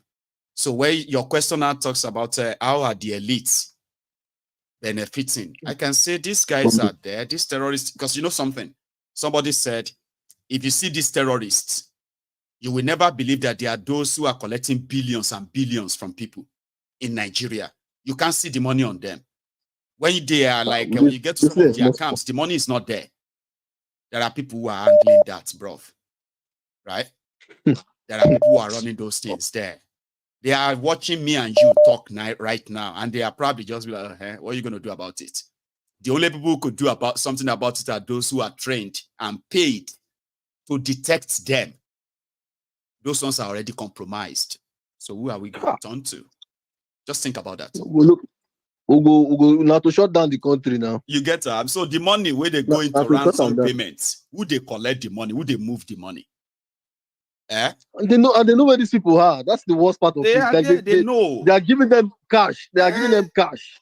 And now, you still say easy, may you kidnap 200 people.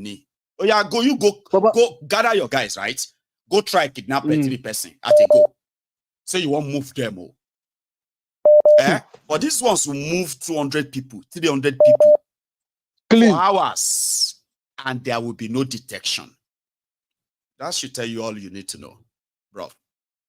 So, Baba, this money the government will carry go give them for hand. You want them to say, if you be say them, if you get their own banditry system, That like is another regio, Baba. You don't pay attention. I'll give you that gist. I'll give you that gist. So me, I'm governor now. All right, I am the governor, and this insecurity thing now a big issue.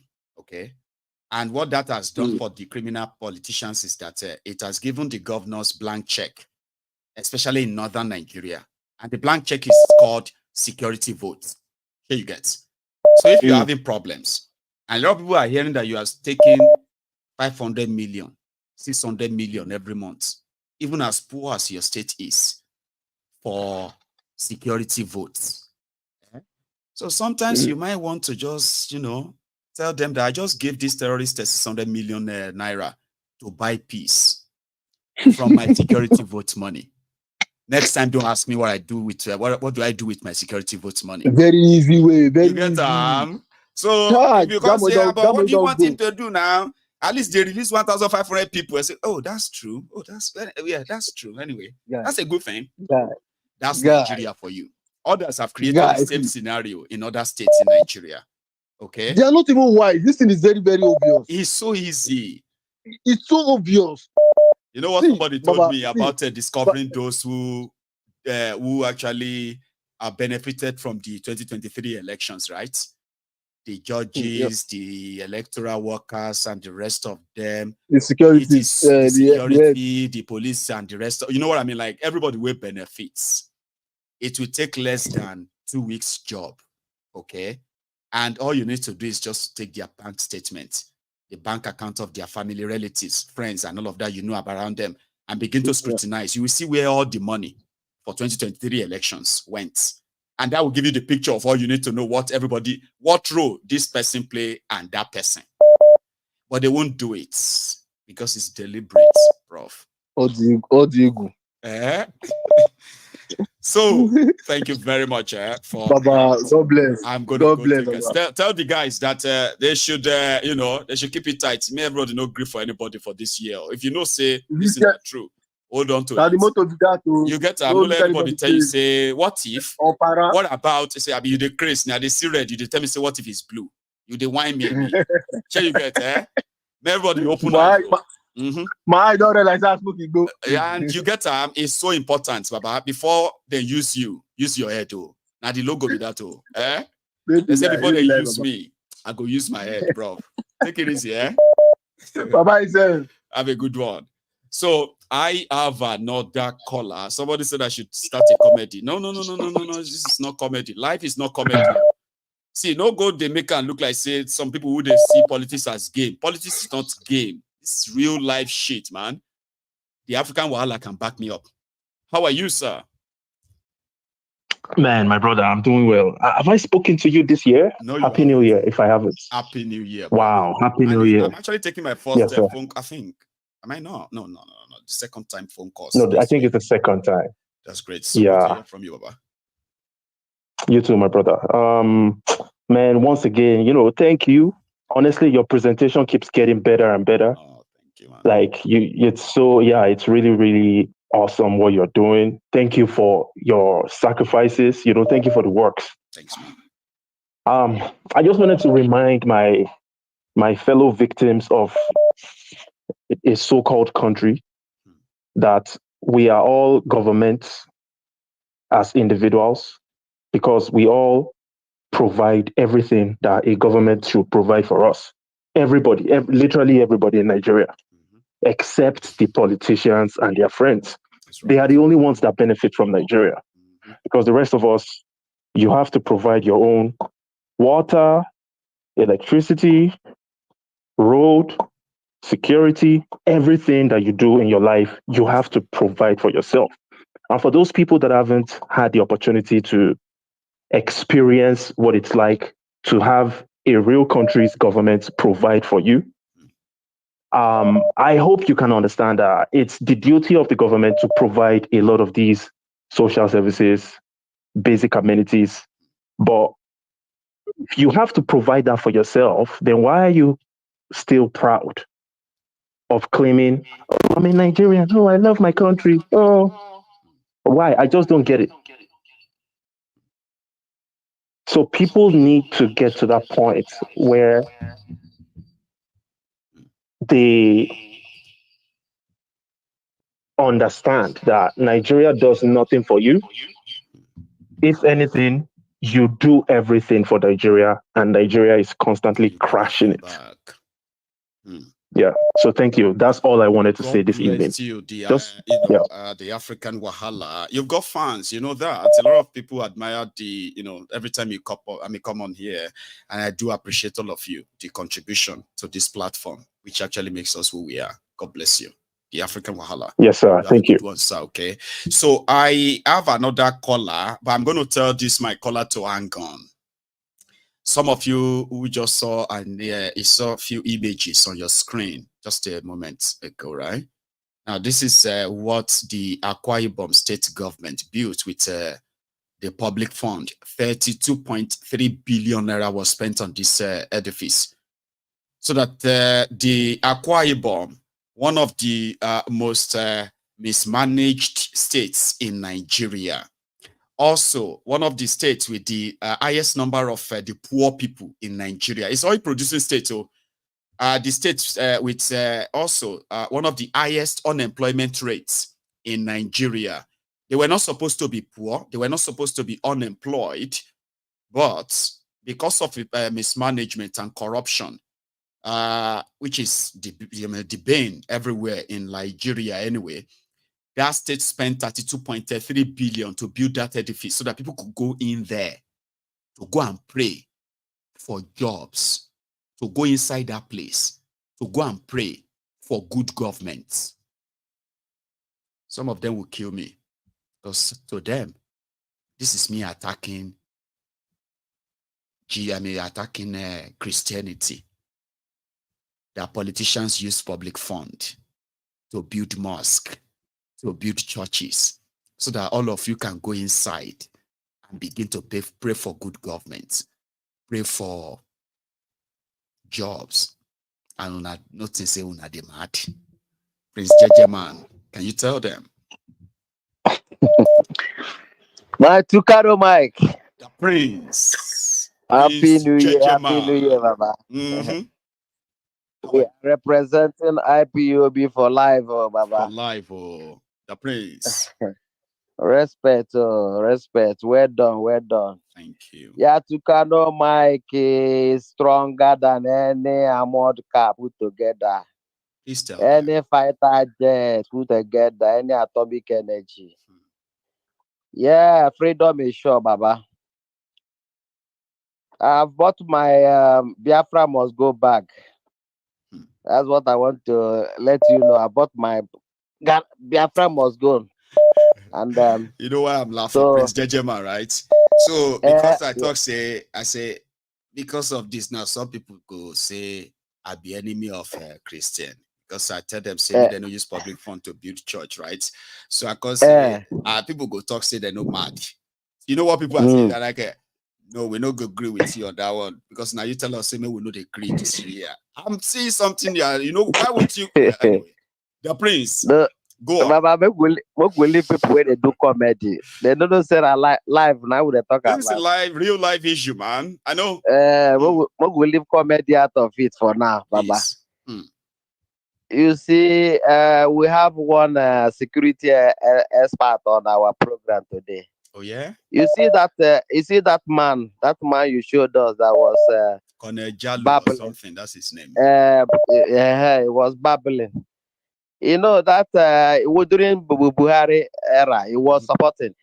Even when Tinubu came on the media now explaining things. What Buhari is like, I was like, oh come on, man. And people were dying. Do you know that the same man, the first time, is it 100 days of Tinubu? He also came and was praising him. Oh, was it? You know, he's a he's a psycho fan. You know. So you see all that he said. What he never told Nigeria is that the Buhari recruited all the Fulani terrorists that he brought from all Africa into Nigeria armed forces. He's avoiding that. All of them are avoiding it. Operation Safe Corridor. They don't want anybody to talk about it. You understand? How can you have security?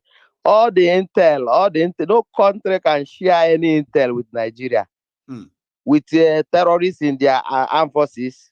It's only useless country like them can share any intel. Because before you go to fight Boko Haram, the Boko Haram in the army has already give out the intel, the information. And that's why their bomb is not always on the civilian. Instead of bombing the enemy, they are bombing the citizen. That the taxpayer that is paying their salary. That they are using their money to pay their salary. It's so painful. You see, another thing is this. I want to remind T.Y. Danjuma and Gowon. Yakubu Gowon. Both of them, yes, both of them, they rejected Aburi Accord that Ojukwu discussed with them. He didn't discuss with them. They agreed.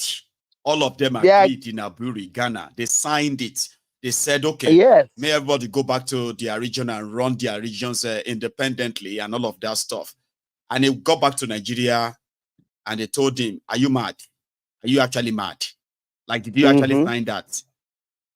That's good. No, that's impossible. You would never say you signed that. Just tell them that we're not following it too. True story. The prince. I want to remind them because that the consequences of that is why their people are being killed and they cannot talk. They can't talk because as their people are being killed, the masses, they cannot do anything. What would they say? What I want to tell them is this: they must make one choice.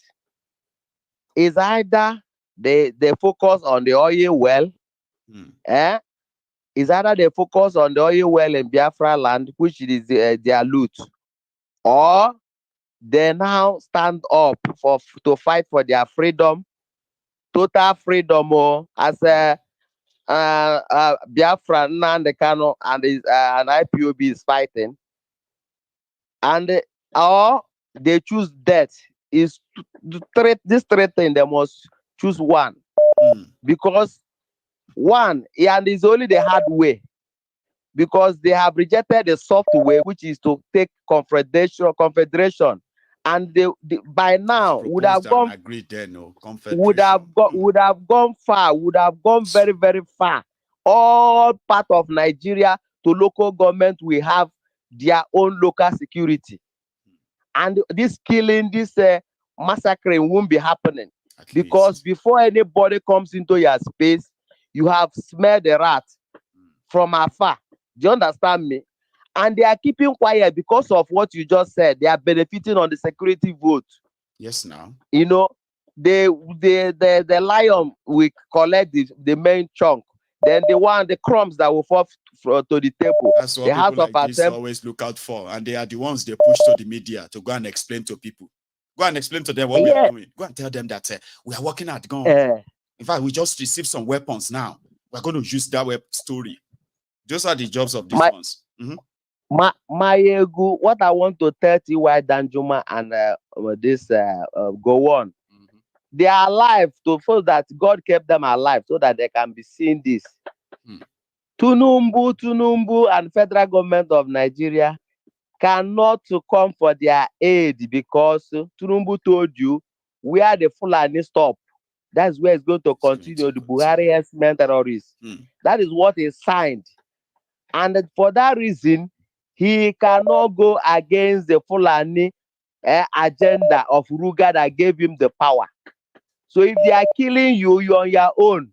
So the only option they have now is to either set up middle belt security or middle belt security network, no matter what they will call it. And they will not set it up and just go and sleep. They have to put them in the forest as Fulani is living in the forest. They have to live in the forest permanently. And don't wait. Just like, don't wait for them to come into your villages and communities. No. Go and meet them in the forest. That's another reason why I kind of like they have to, and the essence. That's what Nande Kano. That's the smart move of Nande Kano. That's why they are mad. And that's the reason why they went to kidnap him. Shit out of they committed international terrorism. Yeah. I didn't hear you. I'm with you. Continue now.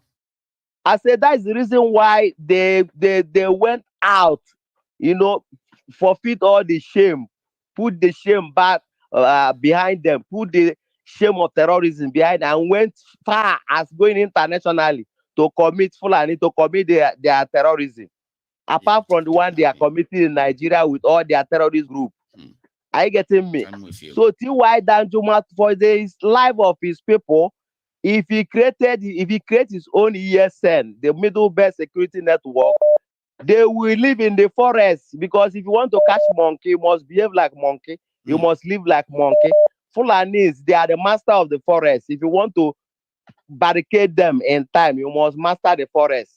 And that's why meet them on the battleground, man for man. I'm telling you, that's why Nande Kanu created ESN and put them in the forest. They're not in the town. Anybody you see army killing in the town is not ESN. They are innocent people. Are you getting me? That is the smartest move that Nande Kanu has ever made for the movement of Biafran people. And that's why we are grateful to him, and that's why we will continue to support him more. And that's why we continue. We are ready to sacrifice our lives to the last man standing to see that Biafra is restored. And then Nande Kanu, they are keeping. It's Fulani that is keeping him, and we know them. There's nothing they can do. They will have to let him go as well. Nigeria has expired. Nigeria has expired in our memory. It's Fulani that we know that is holding Nande Kanu. If anything happened to him, we will enter the desert with them. That's what they should know. We enter the desert with them. Thank you very much. Yes, sir. Yes. You have a good one. Prince Jejeman, representing IPOB for life. That's how you kind of address him, okay? Hello there. Good evening, Michael. Oh, good evening. This is Wanda Biafra. How are you today? Sorry. Happy New Year, sir. Wanda Biafra. Wanda Biafra. Milady, how are you? Very well, sir. How are you? Very well, too. Thanks for asking. Happy New Year. Happy New Year. Happy New Year, too, ma. Perfect. Yes, ma'am. Thank you. Please know that I am conch dot in a circle. Conch Igbo. And one thing amazed me the other day when you were talking about when Shettyman went to the East to make speech about terrorism in the East. Hundreds and thousands are being killed in the North. No core Northern politician will dare step foot in his village. But that idiot had the mind to come and speak about terrorism in the East. What terrorism? Because I know. I just came back from my village. I was there drinking palm wine, moving around, enjoying myself, loving my time in the village, connecting with my people. Not one single smell of an incident. Their propaganda must stop.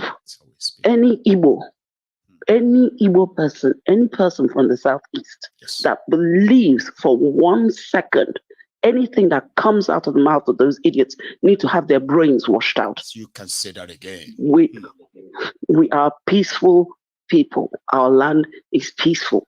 They are the ones that want to make it something it's not. But thank God to Mazi, thank God for his foresight. Thank God for Eastern Security Network. Because if you want to enjoy Nigeria, just as you gingerly land in Abuja or Lagos, just find your way to the East and relax. Nothing. Unless it's just... actually made us jealous. I have to be honest, right?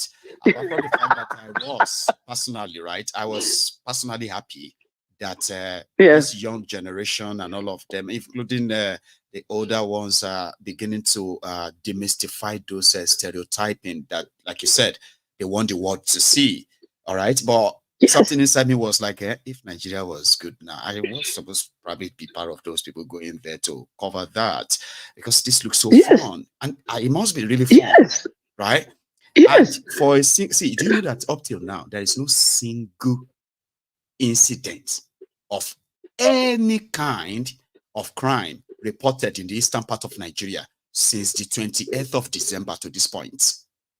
There has been not even anything. Do you know staged or what have you? None. Do you know why? The impression they gave us. They would like to. Tell us. They would like to paint Igbos as violent terrorists. This, that. An Igbo man cares about his fellow man. An Igbo man cares about the lives and security of his people. That's right. Do you understand? That is trained in us. That is trained in us. What hurts my brother hurts us. But there is this horrible propaganda that they have been peddling for a long time. And sometimes you hear them sprout it.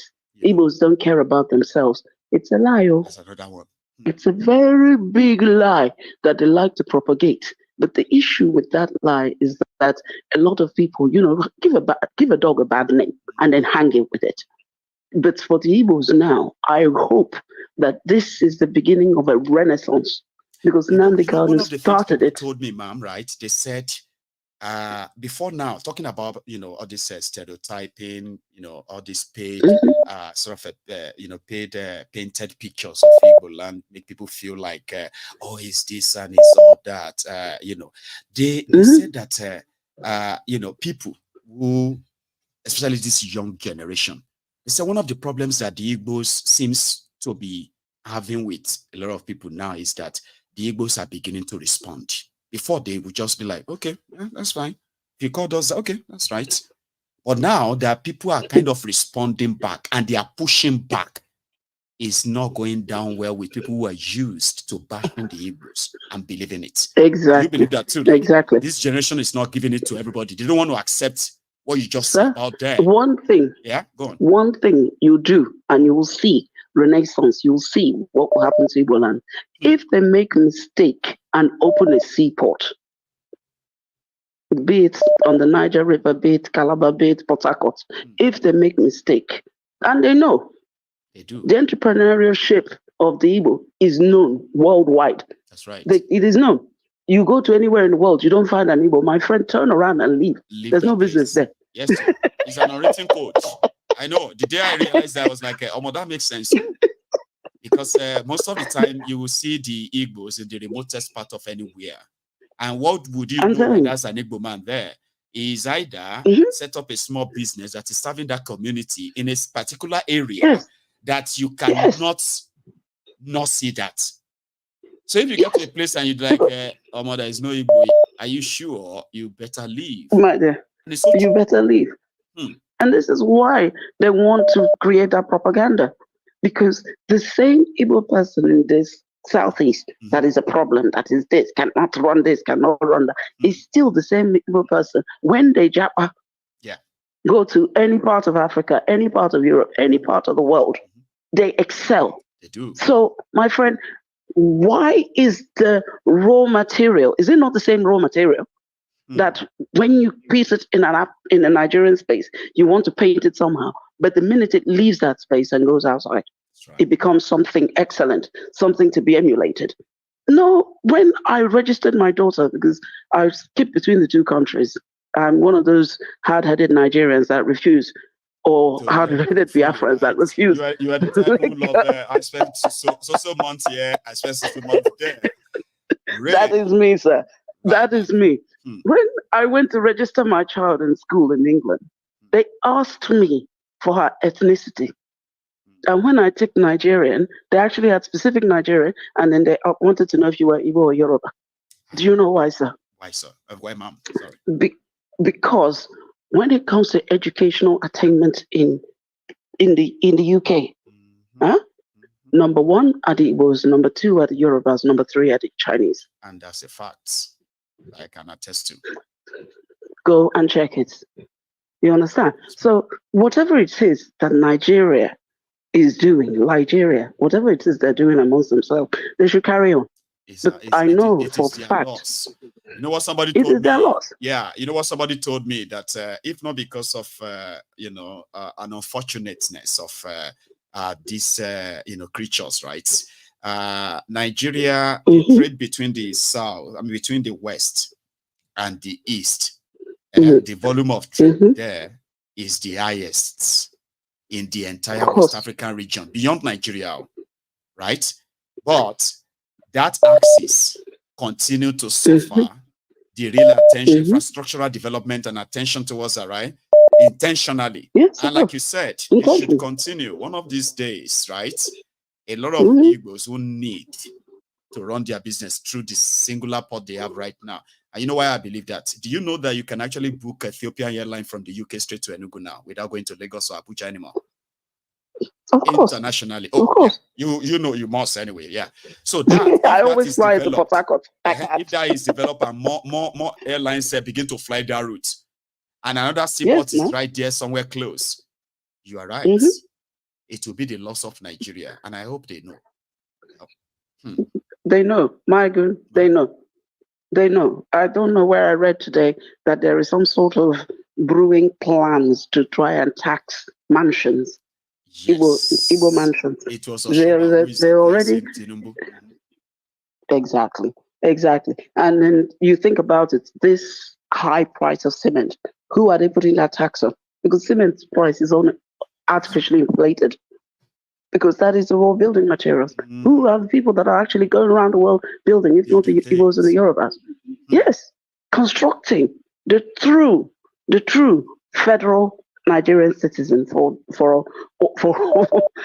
our sins are actually the Igbos and the Yorubas.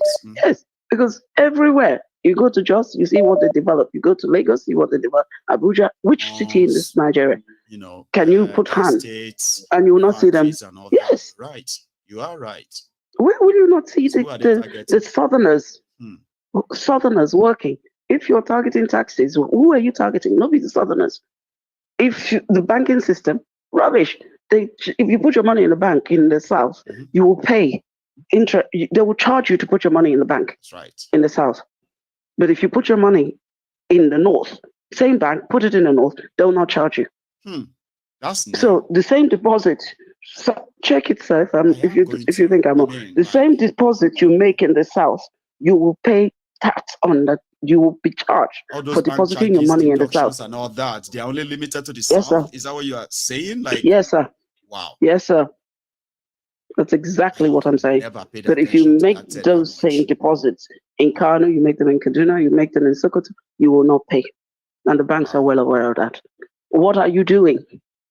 Wow. You want to kill the goose because that then it makes the optics make like better sense for you. Yeah, like wow. Wow. I'm just trying to imagine, right? Just trying to imagine, like, oh dear, like really, wow. Yeah. I never knew that I have enjoyed system thing is that deep. Never knew. It is that deep, sir. It is that deep, sir. The one thing I know is that I have spent the most magnificent holiday time, despite all the noise and everything, in the East. It's been heartrending to be there. Yeah. Yes, and observe the suffering on ground, and it is only going to get worse. It is only going to get worse. People like you, despite the peace and everything. People like you actually renewed my personal conviction that, you see, the power of liberation and all of that actually lies with us, right? They were running that propaganda successfully, all right, for some time. But you see that December video, hi. Wait, you see that you see them coming out with taxing your mansions, Abi? That's just the beginning. You see that December video demystified a lot.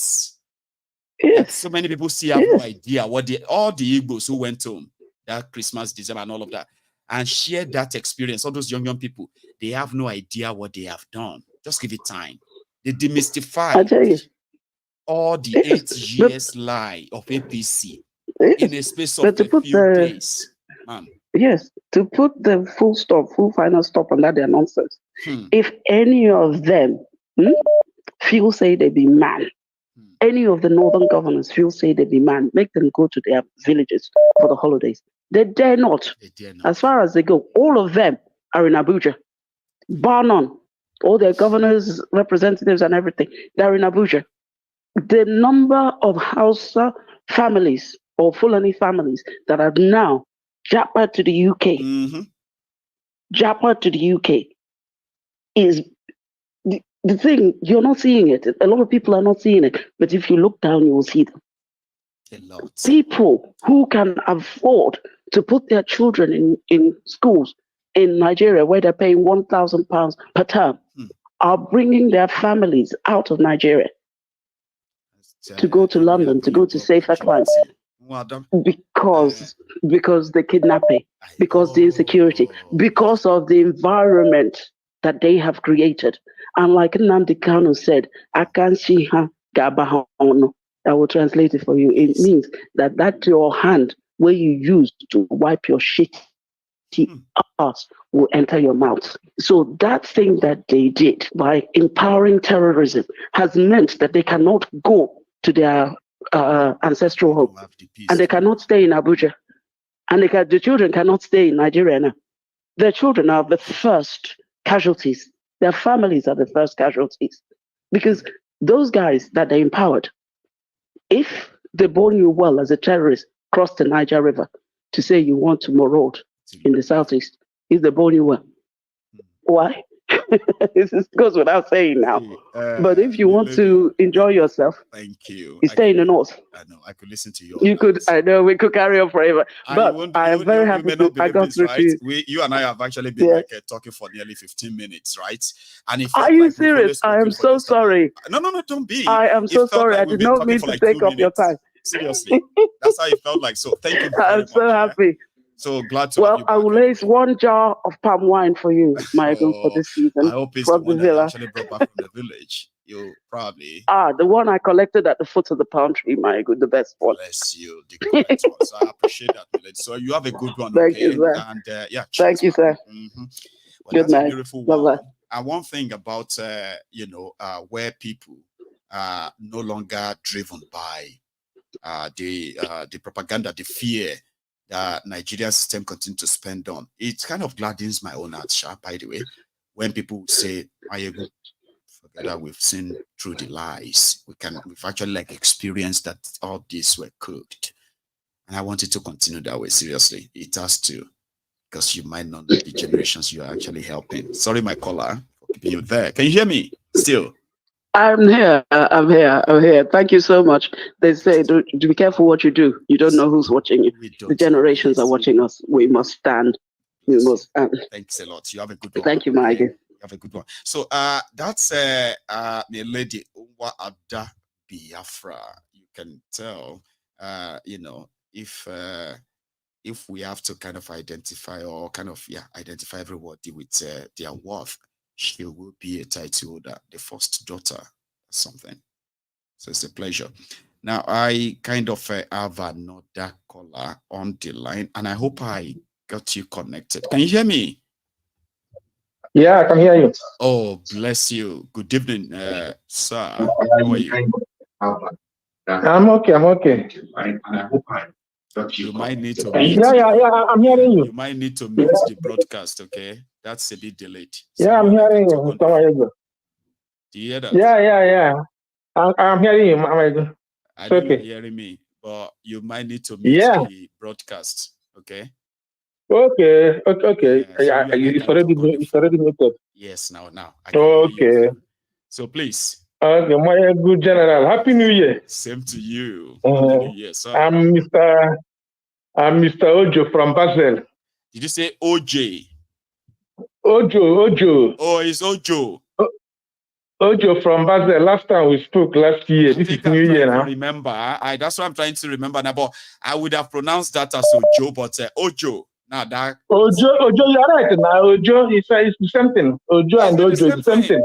Oh, you just ruined that for me. I wanted to say I wanted to say Ojo. That makes it easier for me to know that that's special. So when I hear you, I will say no. But now you've heard it. So I'm going to say Ojo. How are you, sir? Ojo, you are right. Not really Nigeria where you be. You know. So please, you are speaking to Mayegu and you are saying Ojo. We are not in the office. You are currently not in the office everywhere. You are getting. Oh, that's not fair. Anyway, How are you doing tonight, sir? Sorry, I'm okay, my brother. Happy New Year and to your family too. I mean, we are fine, though. Thanks for asking. And yours? We're okay, my dear. We're okay. Thank God. That is great. Please. My brother, you are doing a great job, you know. I will continue to hail you always for what you are doing. It's not easy, you know. And one thing you should realize that you will not be tired in what you are doing. You are doing a very great job. Because of people like you that continue to tell me that someone somewhere appreciates what I am doing. So that's enough to make me feel like at least I've got people who actually appreciate what I'm doing, even though they don't owe me anything, right? But still, people like you makes me come here every night anyway. So thank you, at least for saying it to me. Please. We have to lift you, my dear. You know, my people say the person will travel too much. The people who travel too much, they know more than people who get white hair. Well, some people even said it in English. They say traveling is the best education. Because what you are going to learn when you travel will never be taught inside the classroom. So it's closer to what you also. Yeah, I know. So why I was saying that you will not be tired, you have to conclude the message because I remember during the independence in Africa, it was people like Nkrumah them who traveled with the rest of them who brought independence into Africa. That's true. So yeah, because people there, they don't know what is happening actually because they're almost at the back of the war. They don't follow events that is happening. Like they have always tried to divide us with the tribe and religion. I know. The first house where I was living before, when I was in Europe, I was in Moscow. Inside that house, I was living. I'm an Igbo. I was living with a Yoruba boy, Sikuru. I was living with Epa. I was living with Andra. I was living with everybody, and we had a very good family relationship, all of us. You understand? So I was thinking that Nigeria have not gone far, but Nigeria have really gone far because this last election they conducted in Nigeria, it shows a lot of things. The Nigerians are not looking at the tribe and the religion and all these things anymore. You understand? So the thing is there is that Nigerians have come to understand who are the real enemies of the people.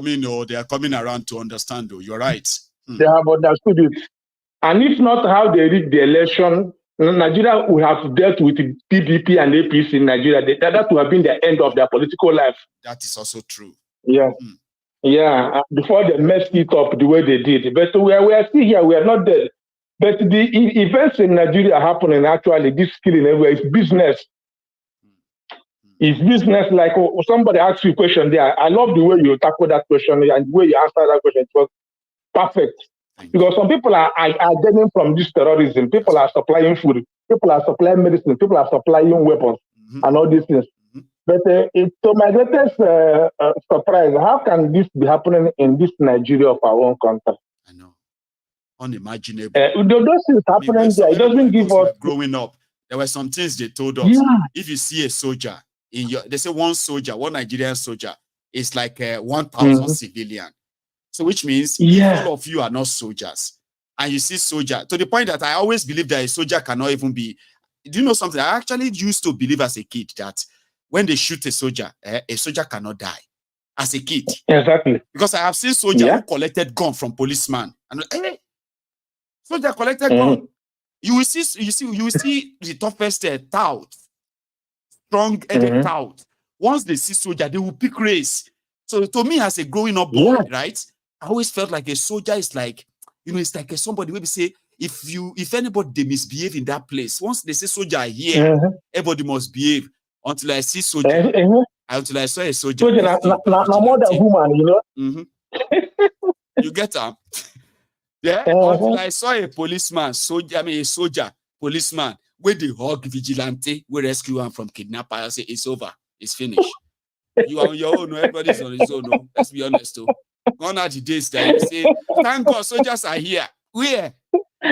You go, they run like this from terrorists. You go see soldier where they run next to you. You say, officer, where are you going?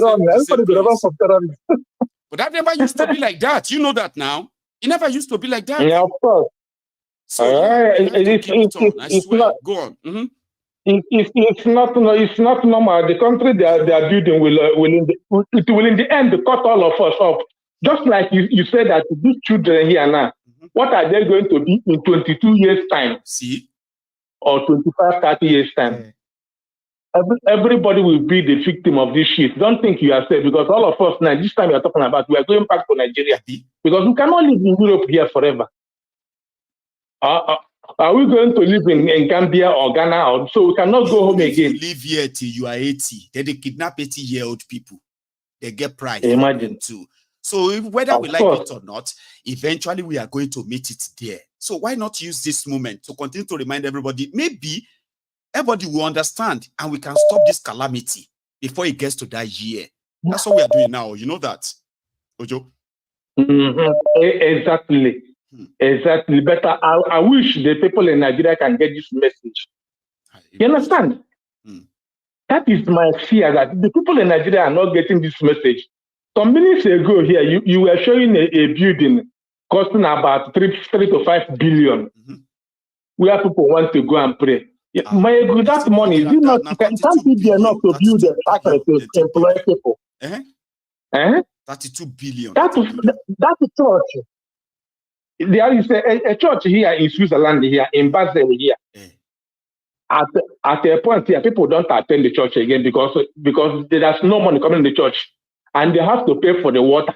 And they have to pay for electricity, there, everything. You know what they do? They rent it out to people for restaurant and the bar to make money. But in Nigeria, church is business. Yeah, so now, instead of building a factory, government have to spend people's money, taxpayers' money, to build a church of how many billion? 3 billion or 4 billion. So they can go there and 32 billion naira. Can you imagine that? Is it not madness? That is pure madness. I have always been worried, and then I've always asked this question. And I've always asked them that, imagine.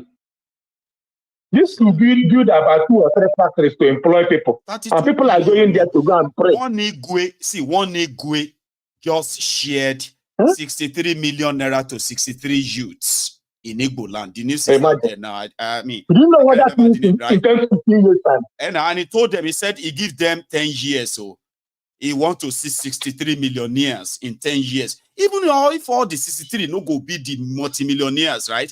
If not 50. Half of them go be. In business, so 32 billion, somebody go take build fish will look like airports. That has no value.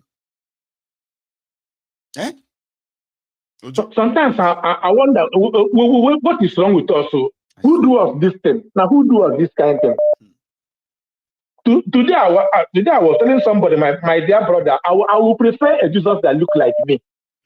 You understand? I will prefer a Jesus that look like me. But you see our people in Nigeria, Europeans doesn't defend religion. But you see people in Nigeria, it's people who will defend religion. I told them sometimes, look at the history of these people.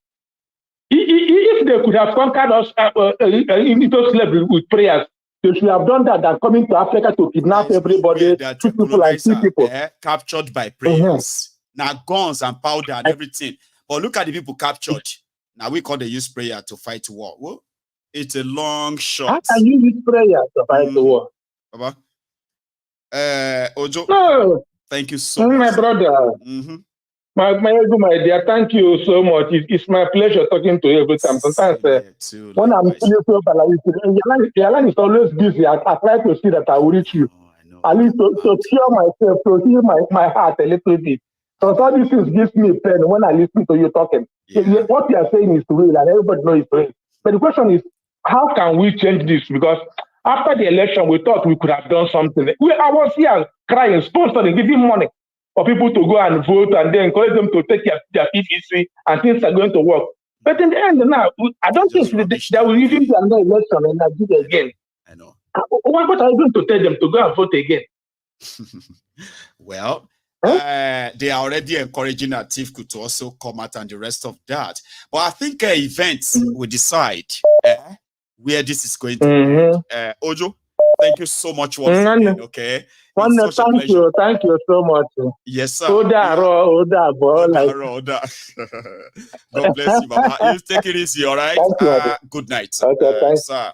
Now, that's Ojo there. And listen, I would have taken more calls if the time will let us, but our time is really far gone now, okay?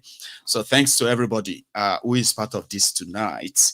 And I hope our line will never have any problem again, so that at least everybody who has something to say, who couldn't say them tonight, can always say them some other time.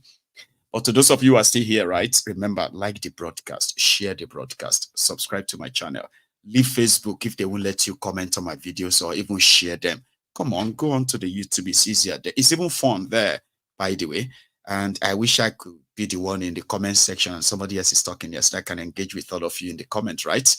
Well, you know I can't. You came here to listen to the GO himself. So thank you. Now, I'm going to see you some other time, okay? Please remember, same time, same place tomorrow. And please pay attention. Focus to what they are doing, not what they are saying, right? I'll see you some other time. Good night.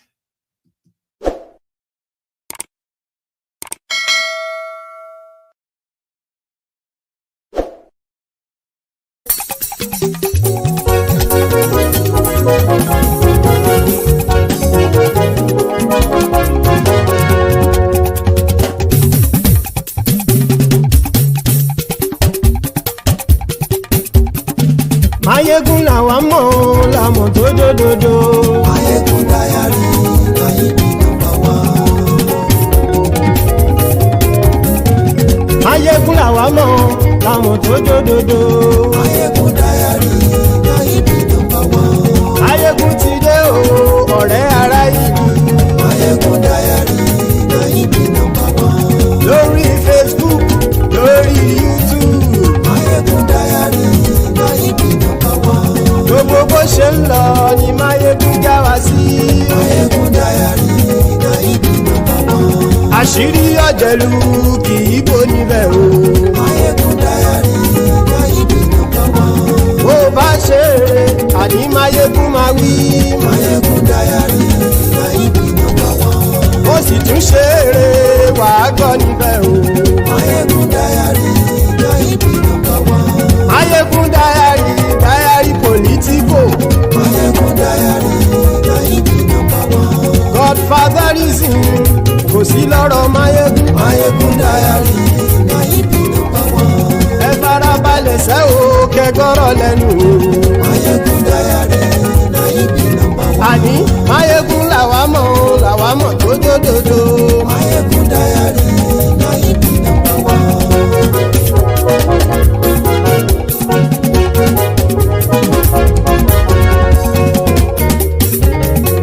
Àní ẹ̀sùn ràkì. Mayegun ti dé. Mayegun ti dé. Ọ̀jẹ̀lú ẹ̀sùn ràkì. Mayegun ti dé. Àní ẹ̀sùn ràkì. Mayegun ti dé. Lórí Facebook. Mayegun ti dé. Àní ẹ̀sùn ràkì. Mayegun ti dé. Lórí YouTube. Mayegun ti dé. Àní ẹ̀sùn ràkì. Mayegun ti dé. Bọ́ bàbá gbé wúrẹ́. Mayegun máa wí. Àní ẹ̀sùn ràkì. Mayegun ti dé. Ijó ìgbádìyẹ. Mayegun máa wí. Àní ẹ̀sùn ràkì. Mayegun ti dé. Bí pẹ̀sìdó bá rúfin o. Mayegun máa wí. Àní ẹ̀sùn ràkì. Mayegun ti dé. Bí gómìnà kówó jẹ. Mayegun máa wí. Àní ẹ̀sùn ràkì. Mayegun ti dé. Ọlọ́pàá tí ń darí bá. Mayegun máa wí. Àní ẹ̀sùn ràkì. Mayegun ti dé. Aṣòfin tí ń rúfin o. Mayegun máa wí. Àní ẹ̀sùn ràkì. Mayegun ti dé. Òpùrọ́ olóṣèlú. Mayegun máa wí. Àní ẹ̀sùn ràkì. Mayegun ti dé. Ọ̀jẹ̀lú ẹ̀sùn ràkì. Mayegun ti dé. Àní ẹ̀sùn ràkì. Mayegun ti dé.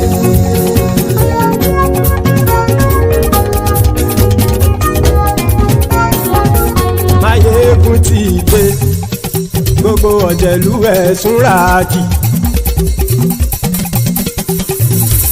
Máyégún ti dé gbogbo ọ̀jẹ̀lú ẹ̀ súnra kì ṣùgbọ́n ní bá ti ṣe èyí tó yẹ kí wọ́n ṣe ọmọ bá dèrò ní fi wọ́n níran o. Máyégún ti dé gbogbo ọ̀jẹ̀lú ẹ̀ súnra kì Máyégún ti dé gbogbo ọ̀jẹ̀lú ẹ̀ súnra kì ṣùgbọ́n ní bá ti ṣe yìí tó yẹ kí wọ́n ṣe ọmọ bá dẹ́rọ̀ ò ní fi wọ́n níran. Wọ́n fowó bẹ́ẹ̀ o Máyégún ó sọ pé wọ́n ò fẹ́ bẹ̀. Wọ́n fowó bẹ́ẹ̀ Máyégún ó sọ pé wọ́n ò fẹ́ bẹ̀. Oníkan ṣáàtì ṣe yìí tó yẹ kí wọ́n ṣe fáwọn ará ìlú tó gbé wọn débẹ̀ o. Máyégún ti dé gbogbo ọ̀jẹ̀lú ẹ̀ súnra kì Máyégún ti dé gbogbo ọ̀jẹ̀lú ẹ̀ súnra kì ṣùgbọ́n ní bá ti ṣe yìí tó yẹ kí wọ́n ṣe ọmọ bá dẹ́rọ̀ ò ní fi wọ́n níran. Kì máa yí ṣe eré ọ̀rọ̀ yìí kì í ṣe ẹ̀fẹ̀. Kì máa yí ṣe eré ọ̀rọ̀ yìí kì í ṣe ẹ̀fẹ̀. Ẹni bá ti lè lẹ́bọ̀ lẹ́rù o ọmọ bá dèrò kàṣàyè tú wọn síta. Máyégún ti dé gbogbo ọ̀jẹ̀lú ẹ̀ súnra kì Máyégún ti dé gbogbo ọ̀jẹ̀lú ẹ̀ súnra kì ṣùgbọ́n ní bá ti ṣe yìí tó yẹ kí wọ́n ṣe ọmọ bá dẹ́rọ̀ ò ní fi wọ́n níran. Tẹnitẹni ọmọ Máyégún ọ̀rẹ́ ara ìlú mọ̀mọ́ ni mo fọlọ́run ṣọ́ ẹ̀ bá kìlẹ́bù lóòótọ́ olódodo ìlú ọ̀tá ìlú mọ̀mọ́ ni ìwọ ṣá máa ń ṣọ́ra kò sì mọ́ bẹ̀rù bọ́tà ń lè rí bóníṣègùn lé káwọn mọ̀mọ́ fi ṣera wọn ni ó ti dẹrùn tí wọn ò gbọ́dọ̀ sì mọ́ bẹ̀.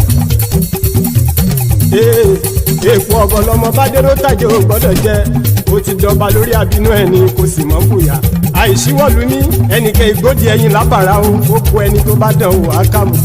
Máyégún ti dé gbogbo ọ̀jẹ̀lú ẹ̀ súnra kì Máyégún ti dé gbogbo ọ̀jẹ̀lú ẹ̀ súnra kì o. Ẹni bá ti ṣe yìí tó yẹ kí wọ́n ṣe ọmọ bá dèrò òní fi wọ́n níran o. Máyégún ti dé gbogbo ọ̀jẹ̀lú ẹ̀ súnra kì Máyégún ti dé gbogbo ọ̀jẹ̀lú ẹ̀ súnra kì ṣùgbọ́n ní bá ti ṣe yìí tó yẹ kí wọ́n ṣe ọmọ bá dẹ́rọ̀ ò ní fi wọ́n níran.